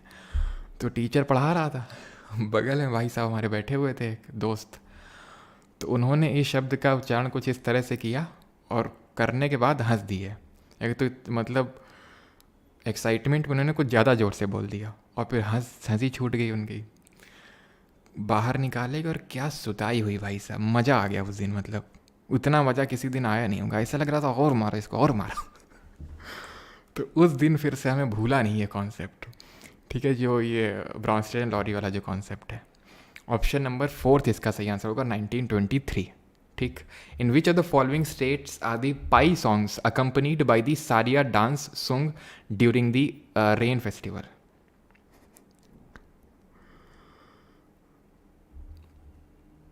तो कौन सा ये डांस होता है, तो ये उत्तर प्रदेश, मतलब कहाँ पे होता है, उत्तर प्रदेश, त्रिपुरा, सिक्किम या फिर मध्य प्रदेश। तो सही आंसर होगा ऑप्शन नंबर 4 मध्य प्रदेश। दोस्तों की पिटाई के अलग ही मज़े होते थे नहीं। ऐसा लगता था मारो इसको, मार मार के इसके यहीं पे समाधि बना दो। ठीक है, बड़े मज़े लेते थे हम लोग, जिसकी भी मतलब पिटाई होती थी। ऑप्शन नंबर 4 यहाँ पे सही आंसर होगा, ठीक है। और हमारे स्कूल में पिटाई कायदे से होती थी भाई। पाई सॉन्ग्स तो ये होते हैं सादिया डांस में, कहाँ का है, मध्य प्रदेश में। ऐसे ही रेन फेस्टिवल में यूपी में डांस होता है, उसको हम बोलते हैं कजरी, ध्यान रखना, ठीक है। कजरी कहाँ का होता है, ये भी रेनी सीजन में होता है, उत्तर प्रदेश का ही है। आगे बढ़ते हैं। In the hockey what is the meaning if the umpire signals by pointing both arms horizontally towards the centre of the field. Hockey में यदि एम्पायर दोनों भुजाओं को क्षैतिज रूप से मैदान के केंद्र की ओर इंगित करके संकेत करता है तो इसका क्या अर्थ होता है। तो हॉकी में ध्यान रखना, जो एम्पायर होता है वो हॉरिजॉन्टली दो तरफ कर सकता है, तो सेंटर ऑफ फील्ड में, और या फिर वो गोल की तरफ कर सकता है दोनों हाथों को। तो अगर वो गोल की तरफ कर रहा है तो उसको गोल नहीं बोलते हैं। अगर वो सेंटर ऑफ द फील्ड की तरफ कर रहा है तो इसका मतलब होता है गोल हो गया है, सेंटर ऑफ द फील्ड, कि भाई सभी लोग चलो आ जाओ, गोल हो गया, अभी आ जाओ सेंटर में आ जाओ सभी लोग, ठीक है। और जब गोल की तरफ कर रहा है इसका मतलब है कि वो बोल रहा है कि चलो भैया गोल की तरफ आ जाओ, पेनल्टी स्ट्रोक दे रहे हैं हम, समझ रहे हो, मतलब पेनल्टी कॉर्नर, ठीक है। लॉजिक है कि अब गोल हो गया तो सब लोग चलो भाई सेंटर की तरफ आ जाओ। अभी आप जब गोल की तरफ इशारा कर रहा है मतलब कि भाई अब गोल करना है, तुम लोग आ जाओ, पेनल्टी कॉर्नर मिला हुआ है तुमको। ये हॉकी में क्या क्या पढ़ चुके हैं कि ये 60 मिनट का गेम होता है। पहले 2019 से पहले 70 मिनट का होता था। 4 हाफ होते हैं 15 मिनट ईच, 4 हाफ होते हैं 15 मिनट ईच का। आइस हॉकी में कितने, और ये सिंबल्स हैं अभी हम देखेंगे, आइस हॉकी में कितने नंबर ऑफ प्लेयर्स होते हैं, और हॉकी में जो कार्ड्स होते हैं उसको भी अभी हम डील करेंगे। तो आइस हॉकी में ध्यान रखना 6 नंबर ऑफ प्लेयर्स होते हैं, ठीक है। और यहाँ पे आप देख सकते हैं फ्री हिट, जैसे कि हमारा क्रिकेट में फ्री हिट होता है, ये आपको याद नहीं करना है। पेनल्टी कॉर्नर मैंने बता दिया है, गोल मैंने बता दिया है। पेनल्टी स्ट्रोक क्या होता है, एक हाथ ऊपर, और मतलब एक वर्टिकल हाथ और एक हॉरिजॉन्टल हाथ होगा। और नो गोल में दोनों हाथ नीचे होंगे, और अगर किसी ने ऑब्स्ट्रक्शन कर दिया खेल में, थर्ड पार्टी ऑब्स्ट्रक्शन, यानी कि प्लेयर्स के अलावा किसी ने ऑब्स्ट्रक्शन किया है, तो दोनों हाथ चेस्ट की तरफ आ जाएंगे। टाइम आउट में दोनों हाथ ऊपर की तरफ चले जाएंगे। गोल स्कोर्ड बता दिया, सेंटर की तरफ हाथ किया जाएंगे। और ऑब्स्ट्रक्शन वही मैंने आपको बता दिया, ऑब्स्ट्रक्शन इस तरह से होता है, ठीक है, क्लियर है। तो ऑब्स्ट्रक्शन में दोनों हाथों छाती की तरफ आ जाएंगे, यानी कि मतलब चेस्ट की तरफ। नो गोल में नीचे चले जाएंगे, और ऊपर टाइम आउट में, ठीक है, पेनल्टी स्ट्रोक भी हो गया। अब हम यहाँ पे कार्ड्स देखते हैं। तो कार्ड यहाँ पे सर 3 तरह के दिए जाते हैं इसमें, हॉकी में। ये होता है, एक तो ग्रीन कार्ड मिलता है। ग्रीन कार्ड का ऐसा मतलब नहीं है कि मतलब खुला छूट मिल गई, ग्रीन कार्ड का मतलब है कि आपको वार्निंग मिली है, ठीक है। ग्रीन कार्ड का मतलब वार्निंग मिली हुई है। येलो कार्ड मिलता है आपको, येलो कार्ड मिलता है तो इसका मतलब ये होता है कि आपका 5 मिनट के लिए सस्पेंशन कर दिया गया है। और अगर रेड कार्ड मिलेगा आपको, जो कि अभी रिसेंटली मिला, किसको मिला था बताइए अभी, किस इंडियन हॉकी प्लेयर को ये रेड कार्ड अभी दिखाया गया था, ऐसे ही ये वही वहीं की पिक है ये, ठीक है। तो रेड कार्ड का मतलब होता है कि यू आर डिसक्वालीफाइड। और ये हमारे मिला अभी अमित रोहिदास को, जिनको कि एक मैच के लिए सस्पेंड कर दिया गया, सेमीफाइनल ये नहीं खेल पाए, जिसमें कि कल हम जर्मनी से 3-2 से आ रहे, काफ़ी अच्छा मैच है, ठीक है। वी फॉट वेल, 3-2 से भी हम ब्रॉन्ज मेडल के लिए मैच खेलेंगे, hopefully we will win the match. तो ये रेड कार्ड होता है। बट बैडमिंटन में सर अलग होता है, ध्यान रखिएगा। बैडमिंटन में होता है आपका येलो, रेड और ब्लैक होता है, उसमें ये ऑर्डर होता है। येलो का मतलब होता है कि वार्निंग आपको दी जा रही है, वार्निंग फॉर मिसकंडक्ट। ये 2 येलो कार्ड के बाद रेड कार्ड दिया जाता है, इसका मतलब होता है फाउल फॉर मिसकंडक्ट। ऊपर वार्निंग है, यहाँ फाउल है। तीसरा वाला डिसक्वालीफाइड, मतलब बहुत ही भयंकर तुम घोर हरकत कर दिए हो, मान ही नहीं रहे हो तुमको भगा दिया जाएगा गेम से, ठीक है। A cyclone is known by different names in different parts of the world. In Philippines it is called as. तो सबसे पहली बात, साइक्लोन क्या चीज़ होती है? हाँ बिल्कुल, हॉकी में 11 नंबर ऑफ प्लेयर्स होते हैं, फुटबॉल में 11 होते हैं, क्रिकेट में 11 होते हैं, और फुटबॉल में 7 प्लेयर से गेम स्टार्ट हो सकता है। साइक्लोन क्या होता है? साइक्लोन वो होता है जहाँ पे एक लो प्रेशर होता है सेंटर में, यानी लो प्रेशर होता है सेंटर में और हाई प्रेशर होता है इसके अराउंड। तो हाई प्रेशर अराउंड में होता है, यानी कि इस लो प्रेशर को फिल करने के लिए विंड इस तरह से अंदर की ओर आती हैं लो प्रेशर की ओर, लेकिन ये घूमने लगती हैं। घूमने का कारण होता है कॉरियोलिस फोर्स। हमने पढ़ा था कॉरियोलिस फोर्स नदर्न हेमिस्फीयर में किस तरह से घुमाता है चीज़ों को, नदर्न हेमिस्फीयर में चीज़ों को राइट की ओर, और कल ही बताया था मैंने सदर्न हेमिस्फीयर में लेफ्ट की ओर, ठीक है। जब कल मैंने आपको बताया था तो मैंने परमानेंट विंड के उसमें बताया था। तो एक चीज़ ध्यान रखिएगा, उसमें इस तरह से मैंने बताया था, इस तरह से ऐसे घूमती हैं, ठीक है। तो इस तरह से मैंने यहाँ पे देखा था, हमने ITCZ बना था, यहाँ पे हॉर्स लैटिट्यूड। तो ये ध्यान रखना, शायद मैंने आपको पहले पढ़ाया भी होगा, ये हेडली सेल बनती है, हेडली सेल, देन यहाँ पे बनती है फेरल सेल। कभी पूछा नहीं है SSC मैंने जो अभी तक जो ऑब्जर्व किया, लेकिन अगर पूछ ले तो हेडली सेल होती है, Ferrel cell. Hadley cell equator के पास, देन हॉर्स लैटिट्यूड की तरफ फेरल सेल बनेगी, ठीक है। ये UPSC में थोड़ा सा ज़्यादा क्वेश्चन इस पर बनते हैं, नहीं बनते हैं आपके एग्जाम में, इसलिए मैंने नहीं बताया था, लेकिन शायद अगर पूछ ले तो कॉरियोलिस फोर्स ये काम करता है, तो जिसकी वजह से घूमने लगते हैं, जिसकी वजह से साइक्लोन जो हैं ये नदर्न हेमिस्फीयर में एंटी क्लॉकवाइज घूमते हैं, ठीक है, एंटी क्लॉकवाइज घूमते हैं। तो ऑब्वियस ही बात है सदर्न हेमिस्फीयर में क्लॉकवाइज घूमेंगे, सिंपल। इसी तरह हमारे होते हैं एंटी साइक्लोन। एंटी साइक्लोन क्या होते हैं?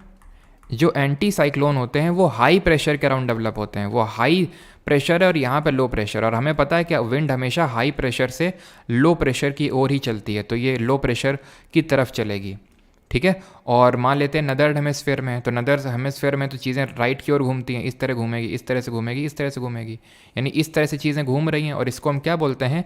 क्लॉकवाइज बोलते हैं। तो क्लॉकवाइज घूम रहा है नदर्न हेमिस्फीयर में, कौन? Anti cyclone. साइक्लोन का उल्टा बहुत बहुत बहुत आसान है याद रखना। कैसे पता है? ऐसे देखो, भूल जाओ सब, साइक्लोन का बस तुम याद कर लो कि लो प्रेशर के अराउंड बनता है और नदर्न हेमिस्फीयर में एंटी क्लॉकवाइज घूमता है। अगर बस इतना याद है तो तुमसे कुछ भी पूछ ले, तुमसे पूछ लेगा अच्छा बताओ साइक्लोन सदर्न में कैसे घूमता है, तो भैया इसका उल्टा कर दो, क्लॉकवाइज। अच्छा एंटी साइक्लोन नदर्न में कैसे घूमता है? एंटी साइक्लोन नदर्न में, साइक्लोन नदर्न में एंटी क्लॉकवाइज घूमता है, तो एंटी साइक्लोन क्लॉकवाइज। अरे भैया इसमें साइक्लोन है तो इसमें एंटी है, इसमें तुम एंटी ऐड कर दोगे एंटी साइक्लोन, तो इससे एंटी हटा दो, सिंपल। एंटी साइक्लोन क्लॉकवाइज घूमेगा। अब पूछेगा एंटी साइक्लोन सदर्न हेमिस्फीयर में कैसे घूमेगा, तो एंटी साइक्लोन अगर नदर्न हेमिस्फीयर में क्लॉकवाइज घूम रहा है तो सदर्न में एंटी क्लॉकवाइज घूमेगा, सिंपल, ठीक है। तो एक याद करना, बाकी सारे याद हो जाएंगे। और साइक्लोन लो प्रेशर के अराउंड डेवलप होता है या हाई प्रेशर के अराउंड डेवलप होता है, उच्च दाब निम्न दाब, ठीक।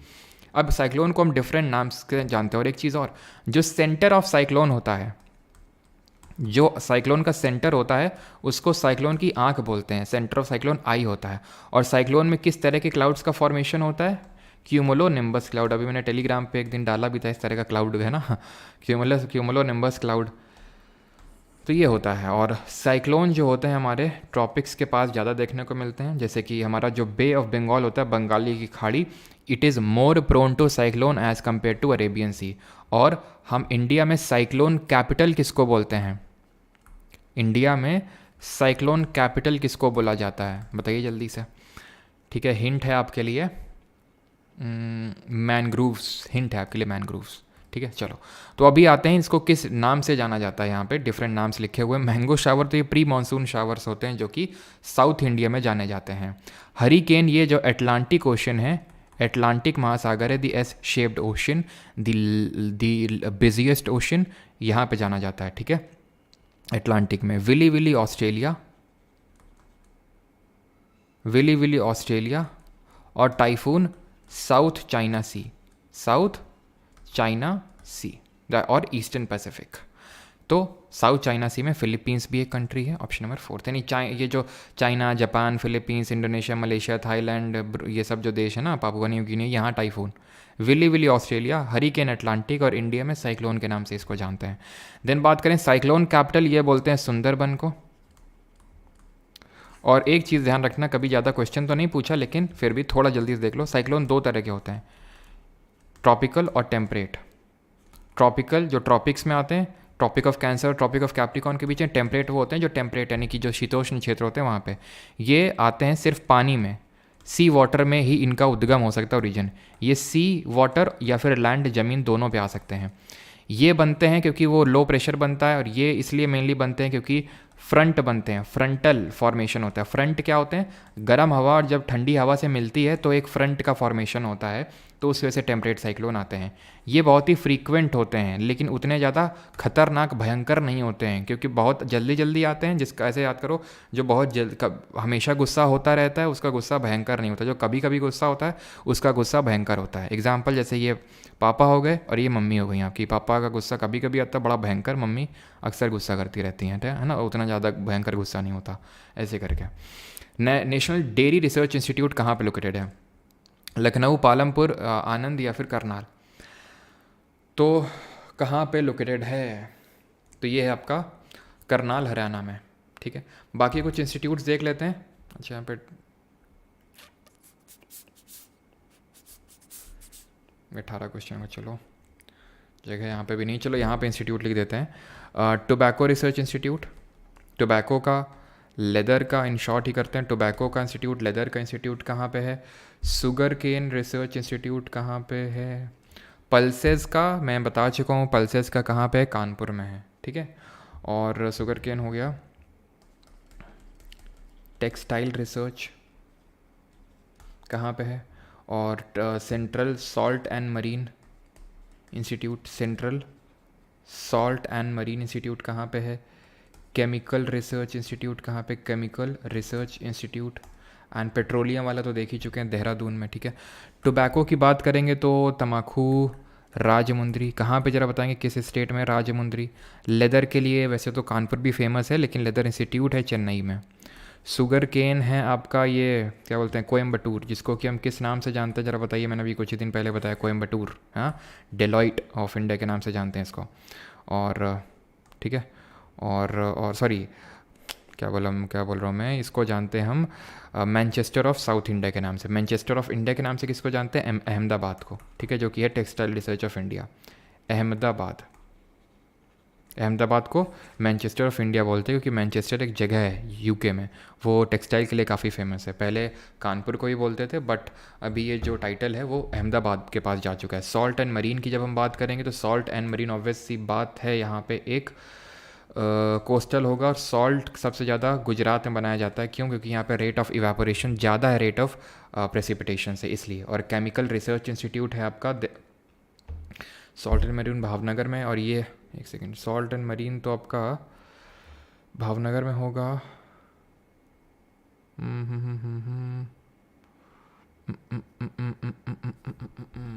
I think salt and marine तो भावनगर में ही होगा। कहाँ पे होगा ये सॉल्ट एंड मरीन वाला? मेरे हिसाब से तो भावनगर में ही है कि ये वाला है। Salt and marine Bhavnagar chemical वाला कहाँ पे है यार? ये केमिकल रिसर्च वाला एक दिमाग से जा रहा है एकदम से। क्यों, किसी को पता है? ये तो मोए मोए हो गया यार मेरे साथ। किसी को पता हो तो बताओ। केमिकल रिसर्च इंस्टीट्यूट, या तो तुम्हारा चलो होमवर्क है ये, ठीक है, दिमाग से यार निकल रहा है अब एकदम से, ठीक है। और ये राज समुद्री कहाँ पे है आपका? ये आंध्रा में है, ठीक है, आंध्रा में। चलो इसको मैं कमेंट में बता दूंगा ये कहाँ पे, एकदम से यार दिमाग से जा रहा है अभी, ठीक है। The dash of a ray is the angle measured, ये 18th क्वेश्चन होगा, ठीक है। आई थिंक आज एक क्वेश्चन एक्स्ट्रा हो गया क्या? चलो इसको 18th कर लेते हैं। अहमदाबाद, सिकंदराबाद में, आई थिंक सिकंदराबाद में ही है, एक बार चलो मैं कंफर्म कर दूंगा। ये तो सही है, वो तो मुझे पता है, ये वाला सॉल्ट एंड मरीन वाला, ये केमिकल वाला आई थिंक सिकंदराबाद में ही है शायद। मैं लिख देता हूँ यहाँ पे, अगर चेंज होगा तो मैं कमेंट में लिख दूंगा, लेकिन मेरे हिसाब से सिकंदराबाद ही है, सही बता रहा हूँ, ठीक है। 18 पे आते हैं। The dash of a ray is the angle measured from the reflected ray to the, और क्या आपको पता है सिकंदराबाद में ही साउथ सेंट्रल रेलवे का हेडक्वार्टर भी है। नॉर्थ सेंट्रल का कहाँ पे? इलाहाबाद में। साउथ सेंट्रल का सिकंदराबाद में। The dash of a ray is the angle measured from the reflected ray to the normal surface, इसको हम बोलेंगे एंगल ऑफ रिफ्लेक्शन, परावर्तन का कोण। देखिए लॉ ऑफ रिफ्लेक्शन क्या बोलता है, दो लॉ है। The angle of reflected ray equals the angle of incident ray with respect to normal. Normal क्या होता है? जहाँ पे रिफ्लेक्शन, रिफ्लेक्शन मतलब टकरा के वापस आ जाना, उसको रिफ्लेक्शन बोलते हैं। अंदर चले जाना तो उसको रिफ्रैक्शन बोलते हैं, ठीक है, अपवर्तन बोलते हैं उसको। तो नॉर्मल क्या, जहाँ पे लाइट गिरी, जिस सरफेस पे गिरी उस सरफेस के 90 डिग्री हमने खींच दी, इसको नॉर्मल बोलते हैं। तो पहला लॉ ये बोलता है कि ये वाला जो एंगल है, एंगल ऑफ इंसिडेंस इसको बोलते हैं, ये एंगल ऑफ रिफ्लेक्शन के इक्वल होता है। द इंसिडेंट ये, ठीक है, ये आपका इक्वल होगा। ये बोलता है हमारा the angle of reflected ray equals the angle of incident ray with respect to normal, यानी दोनों एंगल बराबर होते हैं। इंसिडेंट रे, इंसिडेंट रे का मतलब ये जो पड़ रही है, रिफ्लेक्टेड रे यानी कि जो रिफ्लेक्ट होकर आ रही है, और नॉर्मल, ये तीनों एक ही प्लेन पे लाई करते हैं। अब ये मैं दिखा नहीं पाऊंगा आपको, अगर वैसे होता मैं, ठीक है, आप मुझे अगर देख पा रहे तो शायद मैं आपको दिखा पाता। एक प्लेन पे तीनों, शायद आप समझ पा रहे होंगे, ठीक है। द इंसिडेंट यानी कि 3D नहीं 2D है ये। Incident and reflected ray are in opposite direction of the normal, ठीक है, उसमें कोई बड़ी बात नहीं है। तो ये दो आपको लॉज याद रखने हैं कि दो angle of incident angle of reflection के इक्वल होगा और तीनों सेम प्लेन पर लाई करेंगे। ऐसे ही हमारा रिफ्रैक्शन का लॉ होता है। रिफ्रैक्शन क्या चीज़ होती है? रिफ्रैक्शन जैसे कि मान लेते हैं ये कोई एक रेक्टेंगुलर ग्लास स्लैब है, ठीक है, तो इसमें ये कोई इंसिडेंट लाइट पड़ी, ये है आपका नॉर्मल ड्रॉ कर दिया 90 डिग्री, ठीक है। अब ये बेंड हो जाएगी, कुछ सीधी नहीं जाएगी, बेंड हो जाएगी, ठीक है। अगेन ये नॉर्मल हमने ड्रॉ कर दी, अगेन ये अब सीधी नहीं जाएगी ऐसे, ये अगेन बेंड हो जाएगी ऐसे करके। क्यों बेंड हुई ये अभी हमें पता चलेगा। तो पहला लॉ तो ये है कि इंसिडेंट रे यानी ये वाली जो रे है, और ये जो reflected ray and the normal, ये रिफ्रैक्टेड होगा, ठीक है, ना कि reflected. Refracted ray and the normal, ये रिफ्रैक्टेड होगा। And the normal at the point of incident all lie in the same plane. जो हमने लॉ ऑफ रिफ्लेक्शन में एक लॉ देखा था वो सेम यहाँ पे भी, और दूसरा यहाँ पे है स्नेल्स लॉ। ये बोलता है sine of angle of incidence, ये जो है एंगल ऑफ इंसिडेंस कहलाएगा, और ये जो है ये एक्चुअल में क्या है कि लाइट को ऐसे जाना चाहिए था, ठीक है, बट ये यहाँ से डेविएट कर गई, इसको एंगल ऑफ डेविएशन बोलते हैं। और यहाँ पे जो एंगल आप देख पा रहे हैं ये एंगल ऑफ रिफ्रैक्शन होगा। तो sine of angle of incidence upon sine of angle of refraction, ये होता है आपका n, जिसको कि हम रिफ्रैक्टिव इंडेक्स या फिर म्यू से भी डिनोट करते हैं। अपवर्तनांक हिंदी में बोलते हैं, रिफ्रैक्टिव इंडेक्स। अब जो लाइट है वो सीधे नहीं जा रही है, वो ये नॉर्मल के या तो तरफ बेंड कर रही है या फिर इससे दूर भाग रही है। तो कब तरफ बेंड करेगी और कब दूर भागेगी वो हमें पता चलता है रिफ्रैक्टिव इंडेक्स से। जैसे कि ये है हवा, ये हवा है जहाँ हरा हरा बना रहा हूँ, और यहाँ फिर से हरा हरा बना रहा हूँ, ये ग्लास है, ये ग्लास है। तो ग्लास का रिफ्रैक्टिव इंडेक्स ज़्यादा होता है। अगर हम एयर की बात करें तो उसका 1 होता है, वाटर की बात करें तो 1.33 होता है, ग्लास का इससे भी ज़्यादा होता है। सबसे ज़्यादा डायमंड का होता है, डायमंड का जो रिफ्रैक्टिव इंडेक्स होता है वो 2.42 होता है। किसी को पता है ग्लास का एग्जैक्टली कितना होता है, टू बी वेरी प्रिसाइज? तो यहाँ पे ये चीज़ आपको ध्यान रखनी है कि जब भी लाइट रे रेयर मीडियम से डेंसर मीडियम की तरफ जाएगी तो वो टूवर्ड्स द नॉर्मल बेंड करेगी, नॉर्मल की तरफ जाएगी, टूवर्ड्स द नॉर्मल। और जब वो डेंसर से रेयर मीडियम की तरफ जाएगी तो अवे फ्रॉम द नॉर्मल, यानी कि नॉर्मल से दूर भागेगी। रेयर मीडियम का मतलब होगा जैसे हवा में, मतलब कि कम डेंसिटी वाले मीडियम से ज़्यादा डेंसिटी वाले मीडियम में जा रही है, सिंपल। ठीक है, अगर मान लो रे ऑफ लाइट हवा से पानी में जा रही है तो वो टूवर्ड्स दी नॉर्मल बेंड करेगी, उससे बाहर निकल रही है, देखो यहाँ पे ग्लास है, हवा में आ रही है तो देखो कैसे नॉर्मल से दूर भाग गई वो। ठीक है, तो ये चीज़ आपको याद करनी है। और रिफ्रैक्शन की वजह से ही हमें कुछ फिनोमिना देखने को मिलते हैं, जैसे कि अगर हम पानी में कोई सिक्का डाल दें तो सिक्का उठा हुआ प्रतीत होगा, अगर हम लकड़ी डाल दें तो लकड़ी थोड़ी सी टेढ़ी अपीयर होगी। ये सब रिफ्रैक्शन की वजह से ही फिनोमिना होते हैं। रिफ्रैक्शन की वजह से हमारे और कौन कौन से फिनोमिना होते हैं जो मैंने आपको बता रखे हैं? 1.5, यस इट इज़ करेक्ट। तो 1.5 होता है उसका आपका ग्लास का। अगर मैं रिफ्रैक्शन की वजह से बात करूँ तो कौन कौन से होते हैं? रिफ्रैक्शन की वजह से होते हैं आपके ट्विंकलिंग ऑफ स्टार्स, यानी कि जो स्टार्स ट्विंकल करते हैं, तारे टिमटिमाते हैं, पहला। दूसरा, जो हमें सन होता है अपने होराइजन से 2 मिनट पहले दिखाई देने लगता है, सूर्य उदय होने से पहले, और सूर्यास्त होने के बाद से 2 मिनट बाद तक दिखाई देता रहता है। ये दोनों चीज़ें रिफ्रैक्शन की वजह से होती हैं। जो रेड कलर अपीयर होता है सनराइज और सनसेट के टाइम पे, और दूसरा जो स्काई का ब्लू कलर अपीयर होता है, जहाँ कलर आता है, कलर में स्कैटरिंग होता है, प्रकीर्णन होता है, और जहाँ पे उनकी पोजीशन चेंज हो रही है 2 मिनट पहले 2 मिनट बाद, तारे इधर उधर होते हैं तो हमें ऐसा लगता है टिमटिमा रहे हैं, तो वो रिफ्रैक्शन की वजह से होता है। और डायमंड स्पार्कल करता है किसकी वजह से? TIR, ऑप्टिकल फाइबर उसी पे काम करता है, मिराज भी उसी पे काम करता है। क्लियर है?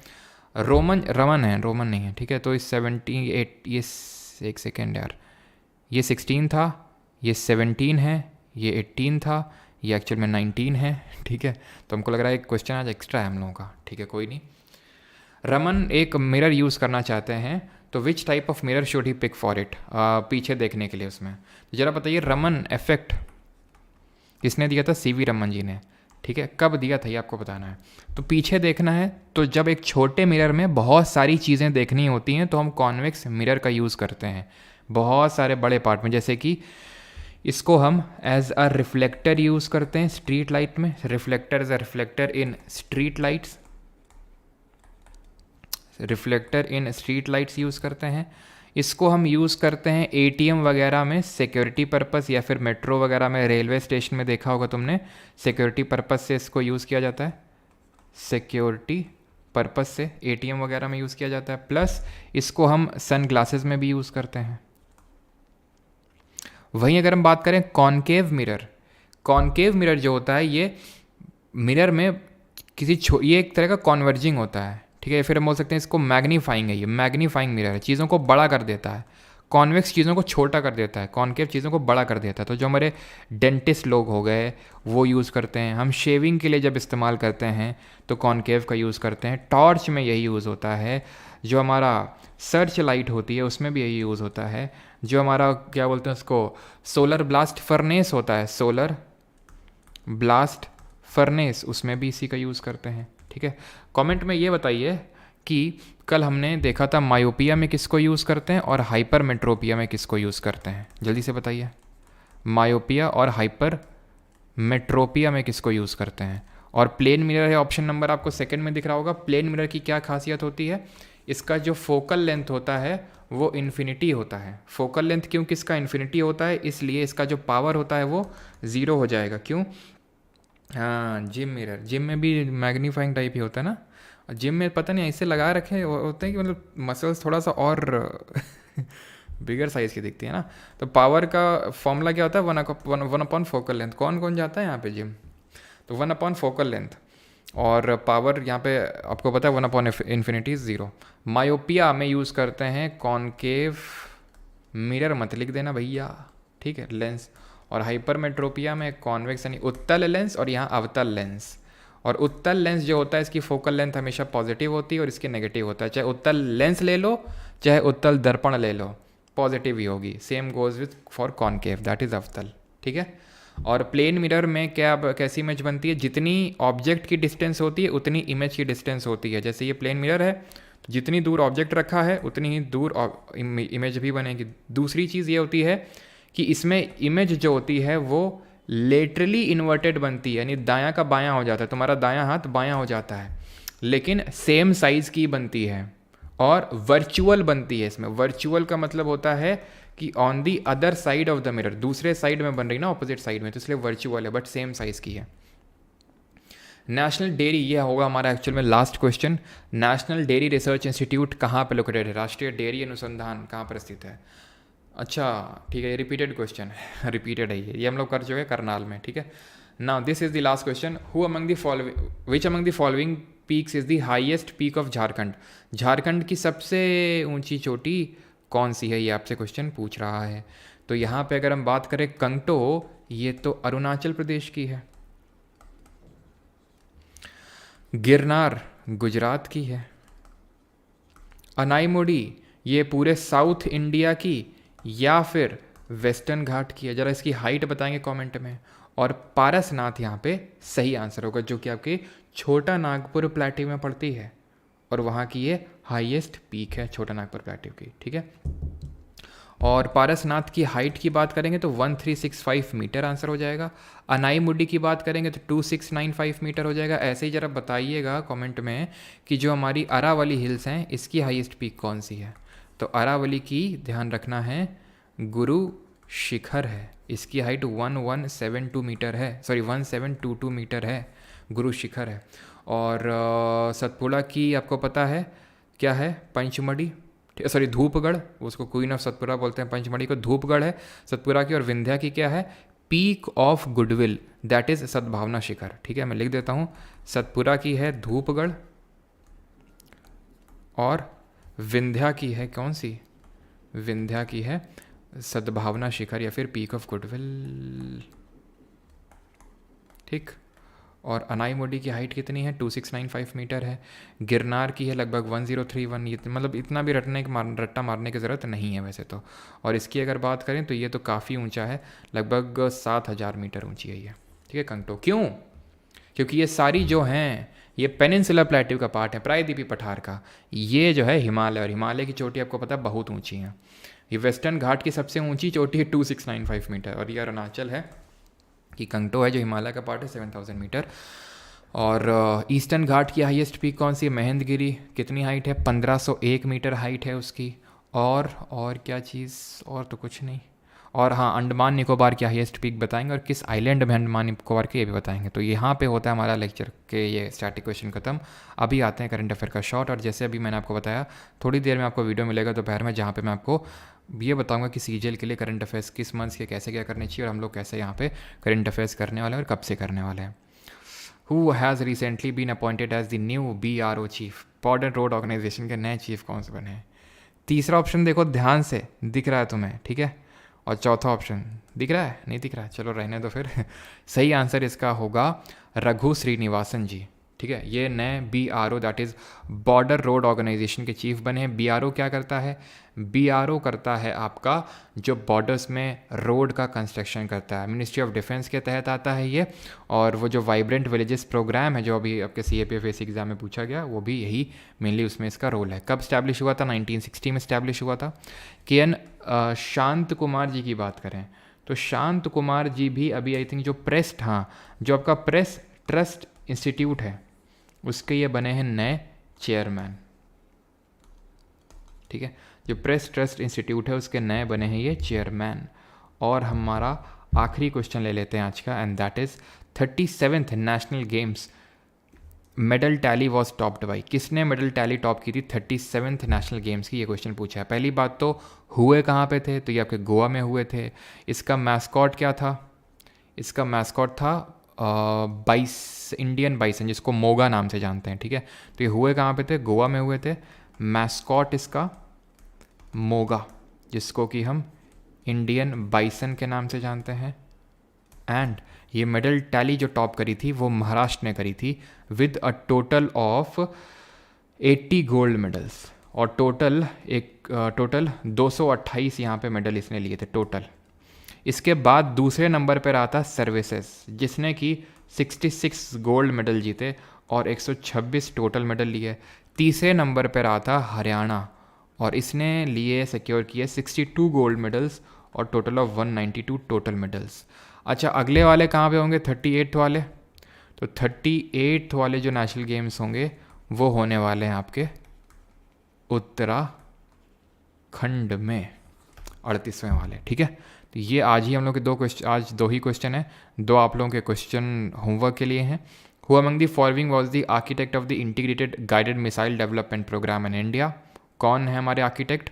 और दूसरा क्वेश्चन है आपके लिए, Aga Khan palace is located in dash city of Maharashtra. तो ये 2 क्वेश्चन है आपके लिए होमवर्क है, जिस तरह से कल, और कल का पहले वाले का क्वेश्चन आंसर था, कल था कि white flag in triple jump, तो उसका मतलब है कि जो जंप है वो क्लियर है, कोई फाउल नहीं है, क्लियर है। और दूसरा क्वेश्चन मुझे याद नहीं आ रहा क्या था दूसरा क्वेश्चन, किसी को याद है? आई थिंक मिज़ोरम का कुछ मैंने पूछा था डांस, तो चेलम जंगटलम, ठीक है, चेलम जंगटलम ऐसे ऑप्शन में था ना, चेलंग जंगटलम तो ऑप्शन आंसर होगा ही, खुल्लम चेल्लम जंगटलम। तो ये तो तीनों डांसेस हैं मिज़ोरम के, जिसको कि हम मोलासिस बेसिन के नाम से जानते हैं मिज़ोरम को, और बाकी का जो होगा वो नहीं होगा आपका, ठीक है। चलिए बाकी अगर हम बात करें तो अभी रिकॉर्डेड जाएगा लेक्चर, तब आंसर देना इसके, अभी नहीं, रिकॉर्डेड जाएगा तब। तो पार्ट 4 पीडीएफ कोर्स जो हम लोग का चल रहा है, इसकी पीडीएफ जो हम लोगों ने अभी किया है परमार एसएससी टेलीग्राम पे मिल जाएगा। लेकिन अगर आपको हैंड रिटन नोट्स लेने हैं तो part PYQ part 4 PDF course से ले सकते हैं, यहाँ हिंदी और इंग्लिश में आपको अलग अलग नोट्स मिल जाएंगे। Alright. Parasnath is named after someone, please tell Albert. ये 23rd तीर्थांकर थे, 23वें तीर्थांकर थे जैन धर्म के, उनके नाम पे है पारसनाथ की हिल का नाम, ठीक है, तीर्थांकर। और इनका जो पारसनाथ थे, इनका सिंबल क्या था पता है? पार्श्वनाथ का या फिर पारसनाथ का, ये था सरपेंट यानी कि सांप, इनका सिंबल था। 24वें वाले का क्या था? पहले ऋषभ देव जी का बुल था, और 24वें महावीर जी का क्या था, जो कि एक्चुअल में मेन प्रोपाउंडर थे जैन धर्म का, ठीक है। हाँ जी, चिराव वहीं का है, बिल्कुल चिराव।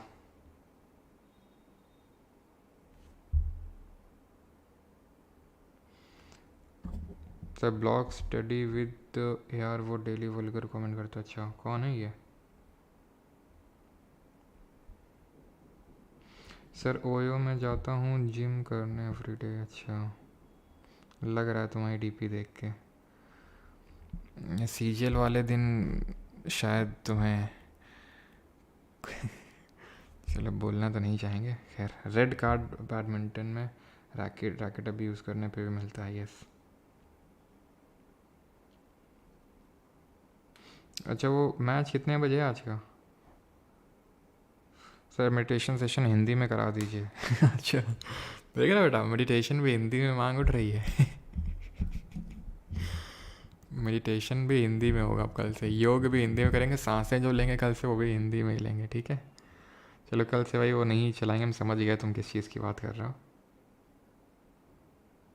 सर स्टेनो के लिए भी है, बिल्कुल निशा कुमारी जी, अलग से कुछ नहीं होगा, स्टेनो के लिए भी है ये।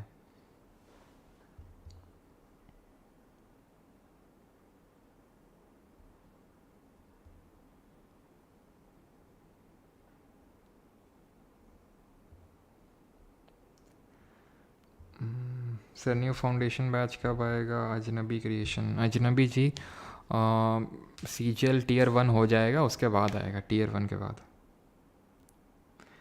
सर हमारे स्कूल में मैथ्स के लेक्चर में मैं और मेरा दोस्त विंडो के बाहर बंदर बंदिरा का खेल देख रहे थे, जब बंदर बंदरिया खेल देख रहे थे जब तगड़ी ठुकाई हुई थी। अच्छा, कल गोल्ड पक्का है सर। 11:50, नहीं नहीं नहीं नहीं, उनका इनका मतलब विनेश फोगाट का।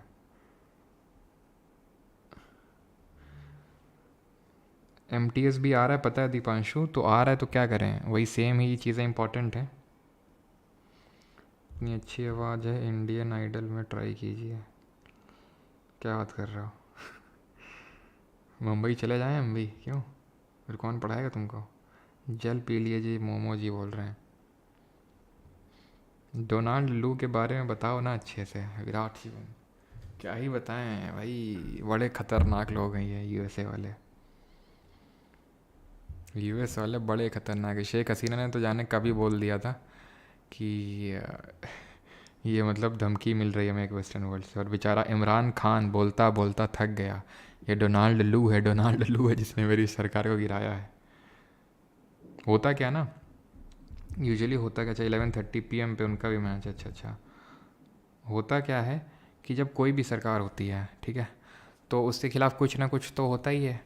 तो अगर वो यूएस का सपोर्ट नहीं करती है, वो गवर्नमेंट, कोई भी गवर्नमेंट हो, यूएस का जब सपोर्ट नहीं करेगी तो यूएस वहाँ की जो अपोजिशन पार्टी है उसको सख्ते में लेगी, उसको खूब अच्छा ट्रीटमेंट देगी, ठीक है, और उसको बोलेगी कि हम आपको फ़ंड देंगे, जो भी वहाँ के इश्यूज़ हैं उनको और एकदम तगड़ा कीजिए, मसाला लगाइए उसमें, उसको वॉलेंट बनाइए, उसमें एकदम जन जन तक उसको पहुँचाइए और एक रिवोल्ट की तैयारी कीजिए। पैसा फंडिंग हम करेंगे, आप बस उसको माहौल बनाइए।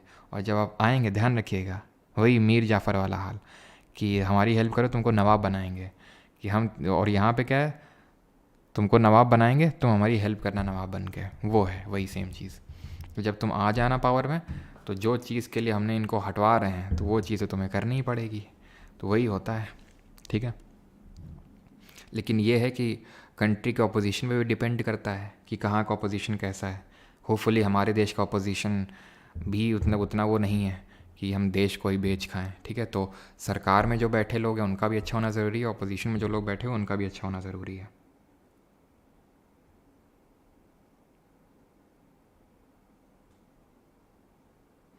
मतलब उसने कज़ाकिस्तान में भी सरकार गिरवाई, पाकिस्तान में गिरवाई और अभी बांग्लादेश में गिरवा दी। भाई इश्यूज़ होते हैं तो इश्यूज़ को, मतलब बांग्लादेश इतना अच्छा परफॉर्म कर रहा था कई सारे इंडेक्सेस में, इंडिया से भी बहुत बेटर परफॉर्म कर रहा था। वहाँ का, मैंने आपको बताया था, मैन्युफैक्चरिंग सेक्टर इंडिया में डेवलप हुआ ही नहीं, वहाँ का मैन्युफैक्चरिंग सेक्टर बहुत डेवलप्ड है एज़ कम्पेयर टू इंडिया। अब तो भाई गई इनकी हालत बांग्लादेश वालों की। और पता है, तुम सरप्राइज़ हो जाओगे, जो मोहम्मद यूनिस नहीं पढ़ते हैं, चलो एक बनाते हैं उस पर भी वीडियो कि कौन अगला बनने वाला है।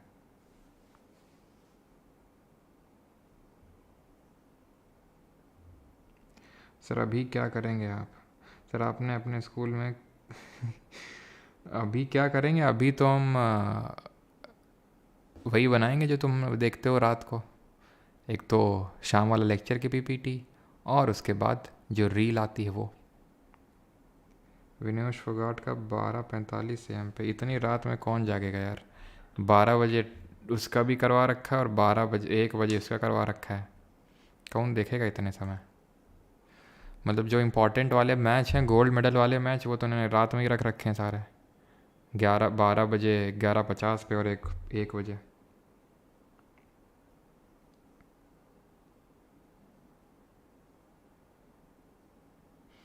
सर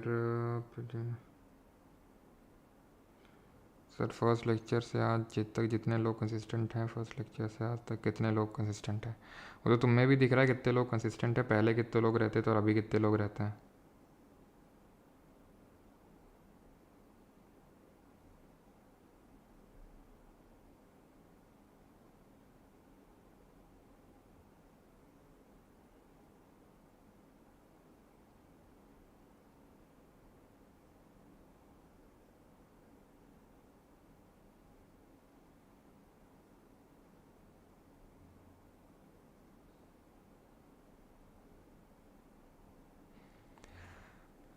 चलिए भाई, थैंक यू सभी को, मिलते हैं कल एट द सेम टाइम।